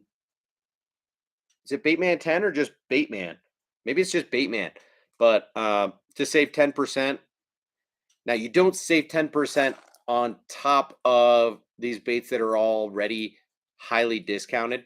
So I think it was like half of my order that I saved 10% on, maybe a little bit more than that because I picked up 2 of the swanks, 2 of the finessed curves, and the crubes all at full price. So save 10% on those. So it was something like $5 that I saved on this order, but it really wasn't about that. I saved a lot more than that on the baits that were discounted, which even if it was just these three, it was like what, 12 or 13 bucks that I saved on just those three lures. So anyway, pretty excited about that purchase from 6 cents and the opportunity to try a few new baits from 6 cents that were perhaps on my radar before, but just never came around, either due to timing or pricing or what have you. I think it was actually the Swank 66 that pushed it over the edge for me, combined with the fact that the Krub is new and caught my attention. Not something that I'm like overly jazzed about, but it was the Swank 66 that I truly wanted, and then seeing the sale prices of those mini square bills and the finesse curve, and seeing how shallow it dives, that I was like, oh shoot, if I add all these to my cart, there's not that much more that I need to get in order to get free shipping. I got to do it. And so then I just started adding a couple more things, and before you know it, there I was. Although I might be a little bit off. I think they changed it to where free shipping, you got to spend 75 bucks now. And so I was at like 65 bucks and or maybe 60 bucks, and I realized shipping is like $7 or something. Maybe not quite that much. And I need to add more to my cart in order to justify the free shipping, but then with taxes, uh like I had to spend more than I wanted, and it didn't end up making sense. So I think I did pay for shipping in this order, and it was, I don't know, 65, 70 bucks after shipping and taxes. But anyway, Matt says Carolina tackle prices went up a lot.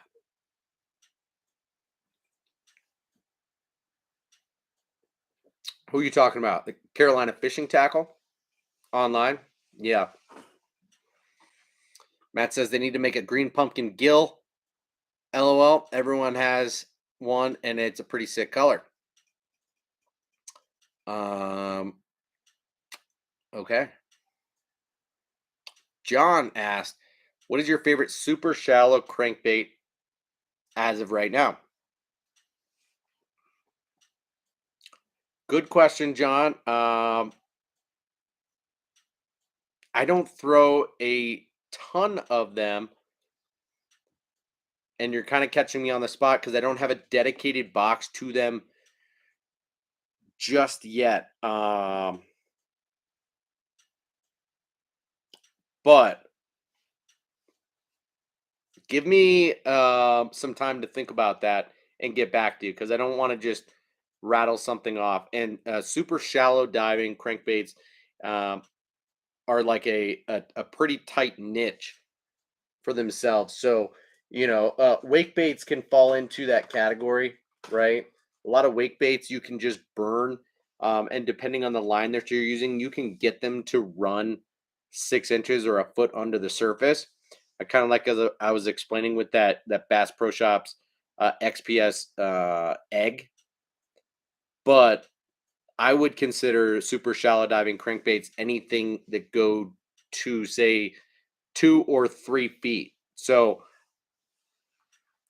I would say that this finesse curve will fit into that category, but perhaps not the mini 25X, since it's more of a traditional square bill meant to run in that 2 to 4 feet of water. But this guy meant to run 1 to 3 feet, I think does fit into that category, and will be one that I want to get to know quite a bit better this year. But there are only like a true handful of baits in that category that I have and use. So, well, remind me to talk about that again sometime soon. All right, Daniel. Yeah, I think the bluegilla is a color that would work in a lot of places, man. That's a sick color. Matt says, I have the original Hybrid Hunter from Strike Pro. Nice. But it's huge. And then Strike King took the design and made it smaller. Well, 6 Cents took it first, then Strike King. That's the thing, dude. Is Todd Castledine was behind the design with all of those lure manufacturers. So it's not about those manufacturers taking the design, but just about Todd wanting that bait. So yeah, I don't know what to say. I don't know if he designed it for Strike Pro the first time around or if he was just a huge believer. And then once it went out, like he knew he needed that bait and only had so many of them. So then once he was with 6 Cents, he convinced them to make the Swank and they got close, but not exactly what he wanted. And eventually their relationship kind of fizzled. And so then he went to Strike King to create more of a true replica of the original Strike Pro design. And it just so happened that coincidentally they made it in multiple sizes. So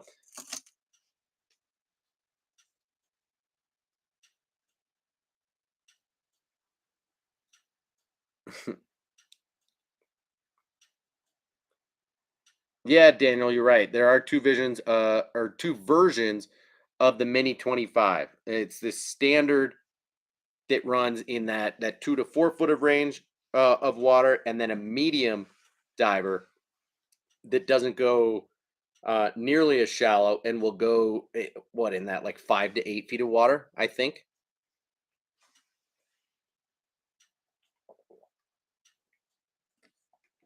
Uncle Jeremiah, hey, just found this channel. Tomorrow's my first day going fishing since I was a kid. Awesome, dude. Well, thanks for jumping in, Jeremiah. You say might be a stupid question, but do you bring a camp chair when going bank fishing? And what other essentials? I don't. Um, but you certainly could. It depends on what you're going to use to target your fish. Are you using lures or are you using live bait?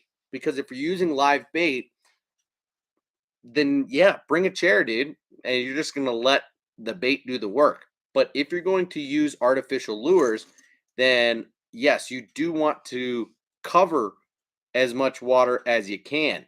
So, really, you want to bring 1 or 2 different rods, a fairly minimal amount of tackle, and you want to hit the bank and you want to move. You want to make a handful of casts. Uh, Start by paralleling the bank and then kind of fan cast to cover the entire area that you can reach from that spot, and then continue on down the bank to the next spot that looks like a good spot to fish.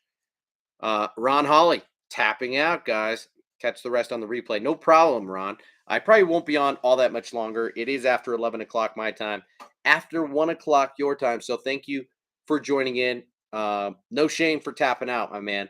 Appreciate the support and for hanging out during the unboxings and the live stream, dude. Good to see you in here. I will respond to your question, by the way. Um, if you want to talk about it now, we can, or you can just tap out and I'll text you back later about that screw lock question that you texted me about, man. Jeremiah says, using artificial lures. Thanks for the advice. Yeah, no problem, man. And it's Jeremiah in honor of my wife who canceled for the woke culture. All right. Well, sorry about that, dude. But yes, John, thank you for chiming in. As for essentials, a pair of pliers or hemostats are crucial. I would definitely bring a pair of pliers, needle nose pliers or hemostats, and I would bring a backpack so that you could pack some soft plastics, some terminal tackle in the way of hooks, maybe a spare spool of line. Uh, if you were to get a backlash or some wind knots and you do need to cut off, I don't know what kind of line you're using, whether you're going braid to a leader or you're just using straight monofilament or fluorocarbon, but um, maybe a spare spool of line. Otherwise, you want to bring soft plastics, you want to bring hooks, weights, and you're going to want to bring, a small tackle box of other hard baits and artificial lures that you might use. I don't know if you're going to use inline spinners or spinner baits or jigs, but otherwise hard baits like crankbaits, things like that. Um, and the reason to bring a backpack is also to bring a bottle of water. Daniel says stay hydrated, and I totally agree with that. Uh, Especially if the weather's warm. If you're living in Arizona and you're going to be out for at least a couple of hours, that's going to be something that's super important. Is bring in some water and maybe some snacks to keep you feeling fresh. So you said you're using a spinning reel. I've been watching vids on how to get it set up. Okay, nice. So yeah, I would just intend to use. Well, there's a good point too. John says something to cut your line. Uh, Fingernail clippers or a pair of scissors will work just fine. Rapala makes a pair of scissors that I like a lot that are good for braid or really any type of line. And yeah, generally, if you're new, I would plan to use like a standard clinch knot or a Palomar knot because both are very versatile. They're strong and easy to tie. Okay, so learn one of those two knots.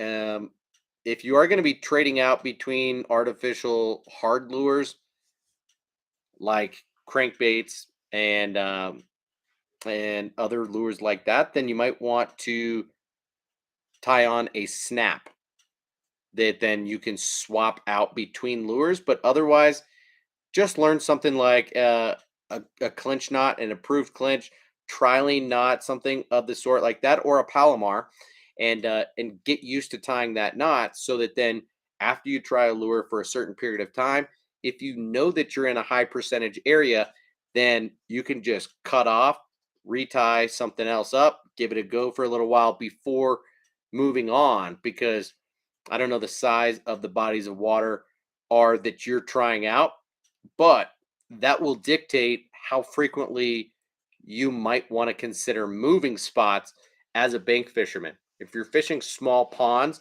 you might want to change out lures more frequently than moving spots.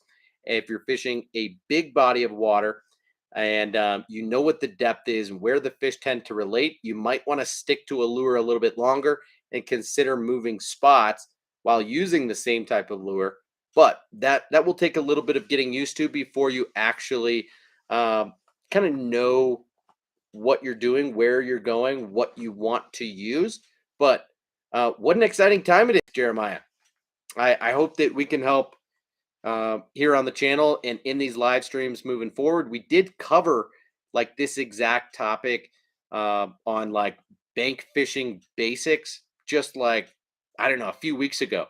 So if you go on my channel and scroll back a few videos, you'll notice that one of my most recent videos was a live stream on bank fishing specifically, a lot of like fundamentals when it comes to bank fishing. So didn't necessarily cover everything on that, but would be worth a look at. It might have been a couple of hours, like this live stream I've been on for 2 hours and 3 minutes already, but worth looking at for sure. And I appreciate the new subscriber in you, Jeremiah. Thank you very much, man.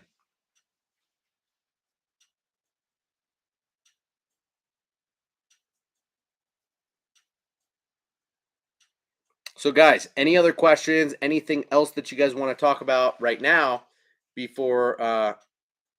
Oh, dude, it's Jemima, Uncle Jemima, not Jeremiah. I'm sorry, dude. I don't know why I didn't read that right at first. It just looked like Jeremiah. I'm so sorry.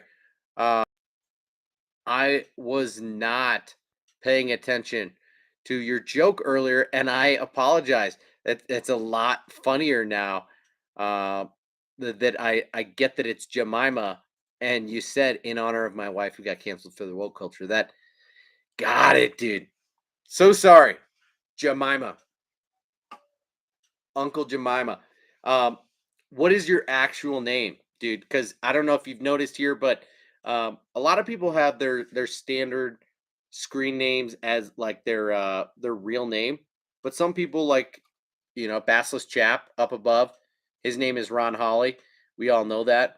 Um, a lot of people that join in the streams here, South Jersey Fisherman, we know that's Matthew Acevedo. Your name is Tyler? Dude, my name is Tyler. No way. Uncle Jemima, your name's Tyler? Cheers, if it is, because that's awesome.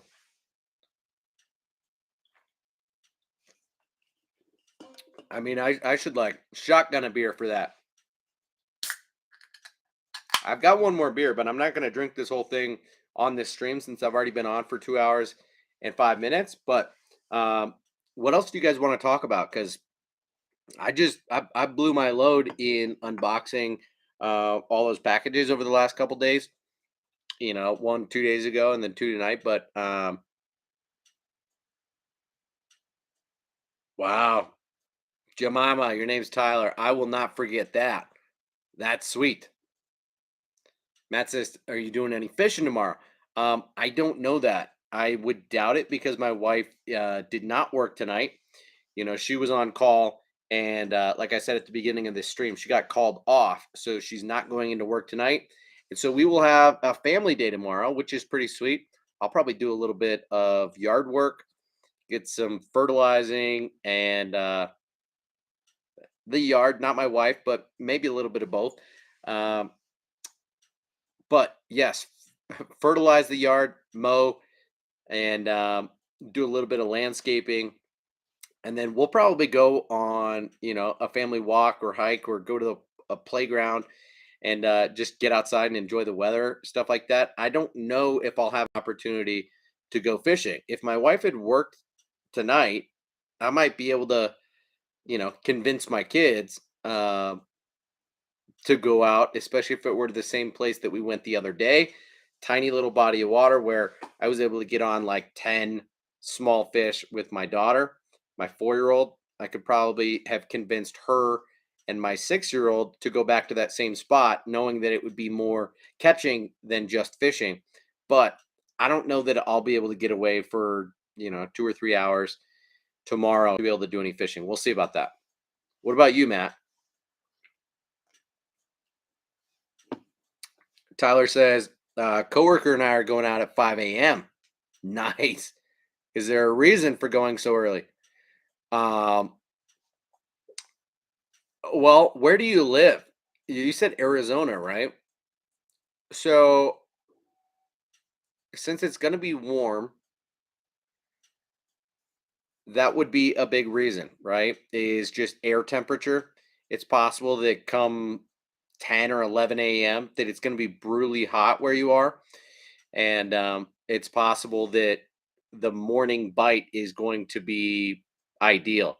Sometime, there could be a top water bite and more active feeding fish right before or when the sun rises. And then, as the water and the air temps are rising, sometimes there can be a better bite. Because you live in Arizona, air temps are hot. And as a result, water temps rise quicker. So you're like truly in the post spawn right now where the fish are beginning to feed more actively. You're a lot closer to like true summer fishing than a lot of the rest of us. So yeah, morning can be a really good time. Same with evening. So you almost want to cut out that, you know, peak heat of the day that can be from like noon to 4 or 5 p.m. Those can be kind of dead times in really hot weather conditions.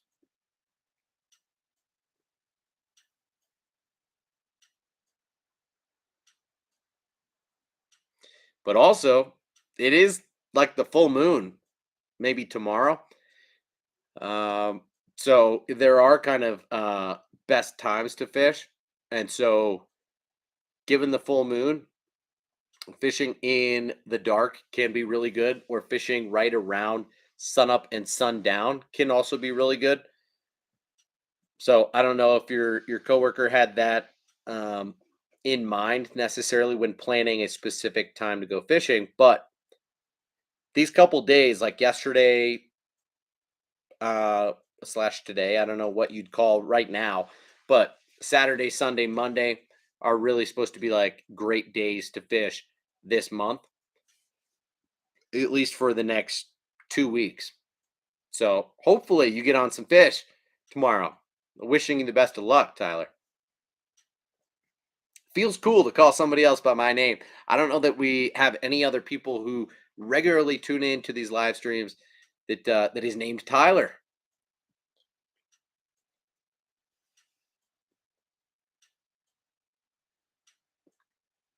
And Matt says, "Hey, I'll go fishing for you.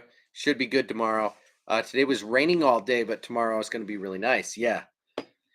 Um, well, thank you for going fishing for me. I wish that I could go fishing, and you win some, you lose some. My wife isn't going to let me go fishing every single day, especially when we have the rare day all together as a family when neither one of us is working. So, I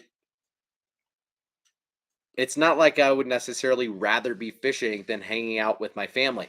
That's just not the case.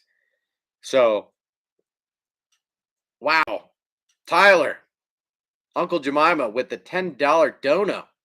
Small world, we got the same name. Appreciate the advice.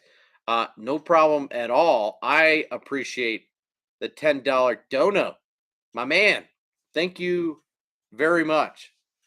It is a small world, and I am super excited for you that you're getting back into fishing. At least gonna give it a go. Uh, just be careful because you never know what it could turn into.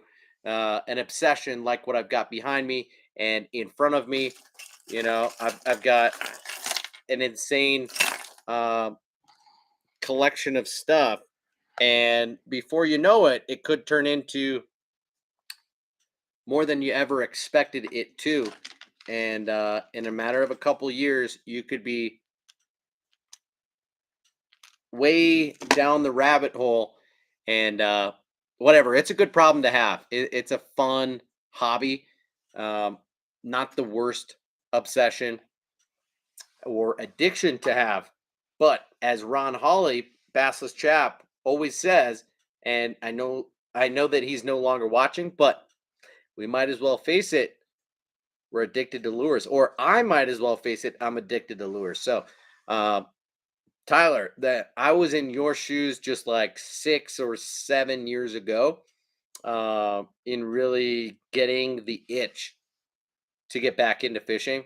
I grew up fly fishing and have fly fished my entire life, but it wasn't until I don't know 6 or 7 years ago that I really got to thinking, "Hey, I want to give bass fishing a shot. That sounds super fun, and would be a different style of fishing than I grew up doing." And I think there's something there. I want to try it out. I moved back home in late 2015, sorry, 2016, and just dove headfirst in. So for the last 6 years, I've really been all about it. Last 7 years, it's been on my mind, been kind of dipping my toes. But for 5, 6 years now, I've been addicted for sure. And John says lot worse things to spend your money on. I agree with that. A lot of worse things to spend your money on. And because most of these things, they stand the test of time. A lot of these baits I picked up years ago and have had tremendous success on, or years ago and haven't used, but probably will use at some point, or hand down to my kids, or sell off. Um, doesn't matter. It's all fun to experiment, to collect, to share the knowledge, share the wealth. I regularly give away soft plastic lures and hard lures and jigs and stuff whenever I'm meeting somebody fishing, especially someone like Tyler. If we met while fishing and you're fishing with something pretty elementary, if you're using an inline spinner and I'm using a chatterbait and a shallow diving crankbait and a jig, and all you've got are some elementary uh hooks and barrel swivels and like uh split shot weights and an inline spinner and maybe a couple random soft plastics like a grub or something like that, I'm gonna hook you up. I That just happened to me a week ago. They gave some dude just like 30, maybe $40 worth of lures just because I was kind of in the mood for it after doing a little bit of educating. So, um, yeah, was telling the guy what I was doing and what I was observing in the water and why I was throwing what I was throwing. And after he was kind of showing a lot of interest and fascination, asking a couple questions, I felt the urge to just reach into my box and say, you know what, why don't you give this a shot? Why don't you give this a shot? And he was super appreciative. So then I gave him a handful of other things before I left and just said, hey, best of luck. Maybe I'll see you out here next time. We shook hands, exchanged phone numbers, and went on our way. Tyler says, I hope I get hooked. Well, yeah, I hope you get hooked on the hobby of fishing, and I hope you hook some fish tomorrow, but I hope you don't get hooked tomorrow.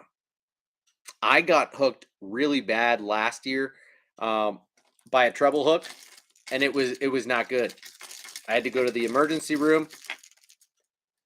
I've told that story a handful of times, but I was using a bait like this, top water popper, caught a fish who was hooked by uh, this front hook. So then I go to get it out of its mouth. I'm holding the fish like this, and I'm reaching in to get the hook out, and the fish shook on me. And before you know it, that middle or that back treble hook is stuck in the center of my thumb, like deep in, all the way past the barb down to the bend of the hook in the center of my thumb, deep, deep, deep. And I tried multiple ways. Like I know all the strategies to get a treble hook out of your hand, and could not do it myself or with the help of my wife, and ended up having to go to the ER to get it removed after getting numbed, and they had to rip it out the old-fashioned braid way, which we tried here at the house. My wife didn't know what she was doing. She's not as into fishing as I am at all. And yeah, that was a brutal night. So I hope you don't get hooked tomorrow, Tyler, but I hope you rip some lips and catch some fish, man. Good luck. Matt says, I've done that. Gave a couple guys some depths packs of soft plastics. One dude came back when I saw him again on the bank. He came asking me where I got them. Nice. Yeah, I gave some people some geek crack bellows gills last year. They seemed super interested in the bait when one, they saw me catching fish on it, and two, then they just saw that it was such an unusual profile. And they were kind of young kids, I want to say maybe like 10 and 15, something like that. Couple of kids looked like brothers perhaps, but they were very interested in what I was using, and I just felt the urge. I didn't give them the rest of the pack, but I gave them like one or two bellows gills, and they were fascinated just looking at them. So then I started digging around. I gave them a couple packs of some other soft plastics that I thought they might be interested in and would be different than what they had been using. But I didn't want to give away the rest of what I had at that point in the way of stock with those bellows gills.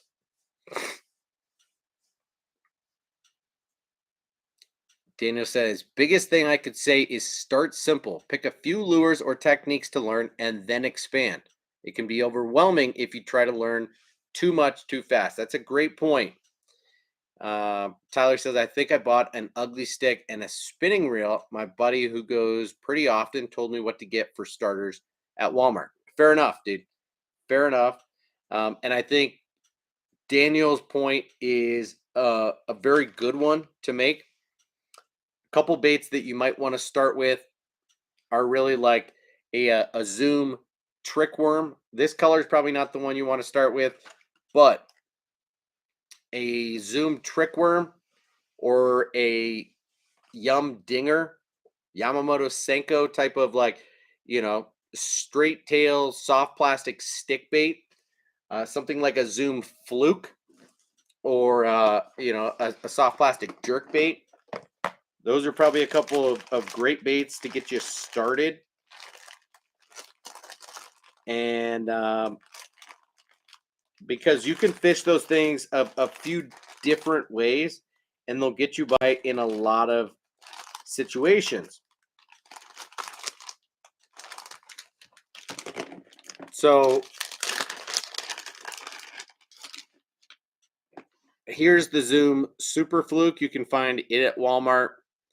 Sometimes not always in the colors that you want, but this is a soft plastic jerk bait that has a forked tail on it, and it's got a split belly. So you're going to rig this thing on an EWG style hook on a Texas rig. Going to rig it through the nose, come out, come back up through the body, and tuck it in to the back.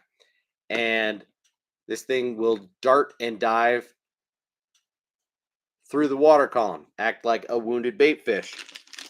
A fluke, it's called the Zoom Super Fluke, is a bait that you kind of have to have in your arsenal, whether you throw it in an all white or like a bluegill color, green pumpkin, doesn't matter.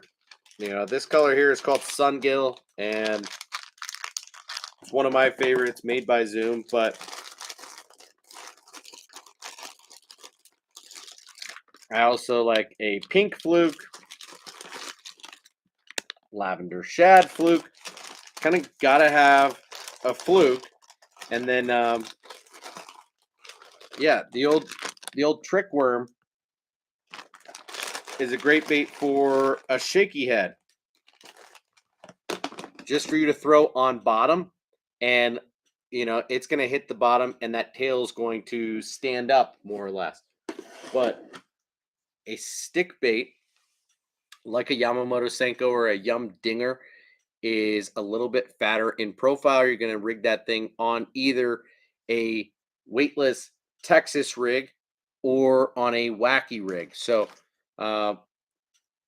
this is the Zoom Magnum Finesse Worm, but essentially you're looking for a bait of this type of profile. Okay, this is the type of bait that I'm talking about. This is the one that Bass Pro Shops makes. It's called the Sticko. Really good value bait. This is a little bit bigger, the 6-inch size, but essentially you can rig this thing the same way, where you're going to take an EWG style hook and you're going to rig it through the nose, come out the chin, pull the hook through, twist it, and you're going to poke it through, and the hook will be sitting like so, and this thing will shimmy on the fall. Or you can take an O-ring, a small piece of rubber, put it in the center of the bait, and then take a small wacky style hook and rig it through there. And then this thing will shimmy on the fall and be exposed. So one is for weedy areas that will allow you to stay weedless and come through grass and things like that. The other one with a wacky rig is for less weedy situations where you want to stay a little bit more exposed, if you will. But stick bait, a fluke, great places to start when it comes to soft plastics. Could also potentially adopt a Ned rig or a jig if you're just starting out. So I would agree. Probably stay a little bit simple. You could keep your budget a little bit lower by starting with soft plastic style lures and not getting way down the rabbit hole with hard baits, at least straight out of the gate. Tyler says, making me want to go to my truck to see what kind of bait I have. Don't worry about it, man. We can talk about it on the next one. You figure it out tomorrow, man. It's already too late to figure it out. You're going in a handful of hours, dude. You're going in 6 hours, so don't worry about it. How often do I go live? At least once a week, sometimes twice a week. It's usually in either Thursday, Friday, or Saturday night. So I went live Thursday night, 2 nights ago. Not last night, but I'm live again tonight. Usually it's like Saturday night, but sometimes it's more than once a week. But look out for that. Okay. So make sure you turn on those notifications. And if you're on Instagram, look me up there. My handle is hooksets.rfree, spelled the same way, just with a period in between hooksets and rfree. And if you follow me there and send me a message, I'd be more than happy to stay in touch with you there, answer any questions that you have on a regular basis via direct message. And I'll also give you a little heads up ahead of time anytime I'm about to go live. All right. There's maybe only about a half a dozen or 8 people that I actually do kind of send those private notifications out to. But happy to do that for anybody, or start, a mailing list if you guys want me to do that. I could easily create like a separate email list to let you guys know by email or text, yo, I'm about to go live in 20 minutes, in an hour, in 2 hours. Like, here's the time. That would be a little bit different than me posting um, on YouTube on the main screen that is through, what you'd see on your subscriptions list that says, oh, Tyler posted this recently. And you'd see, like, I posted a comment just saying, going to go live tonight. We're talking about this. And Matt says, do an Instagram post. Yeah, see, the thing is, I would just do it on my Instagram stories. And I find that I don't get a lot of traffic that sees it on Instagram and chooses to go over to YouTube unless I include a link on Instagram to allow people to jump over to YouTube. And in order to do that, I have to create the live stream well in advance.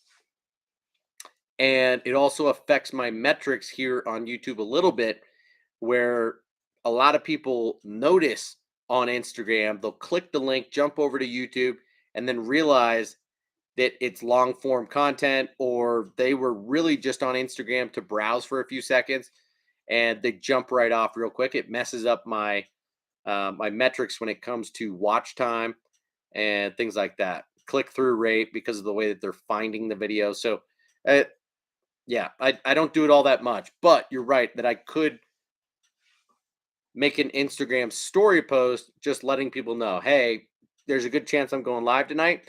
It's just oftentimes I don't know until the day of, and sometimes even the night of. Tyler says, is fishing luck or skill once you know the basics? I would say it's more skill than it is luck, but um, it can be either one depending on the day. So you'll realize that the longer you do it, the more it is skill, and it's a knowledge thing. So you'll come to be a lot more observant. You'll be a lot more strategic in the way that you approach a body of water, what you learn based on the success that you've had in the past, uh, how you choose to use what you use over time will certainly change.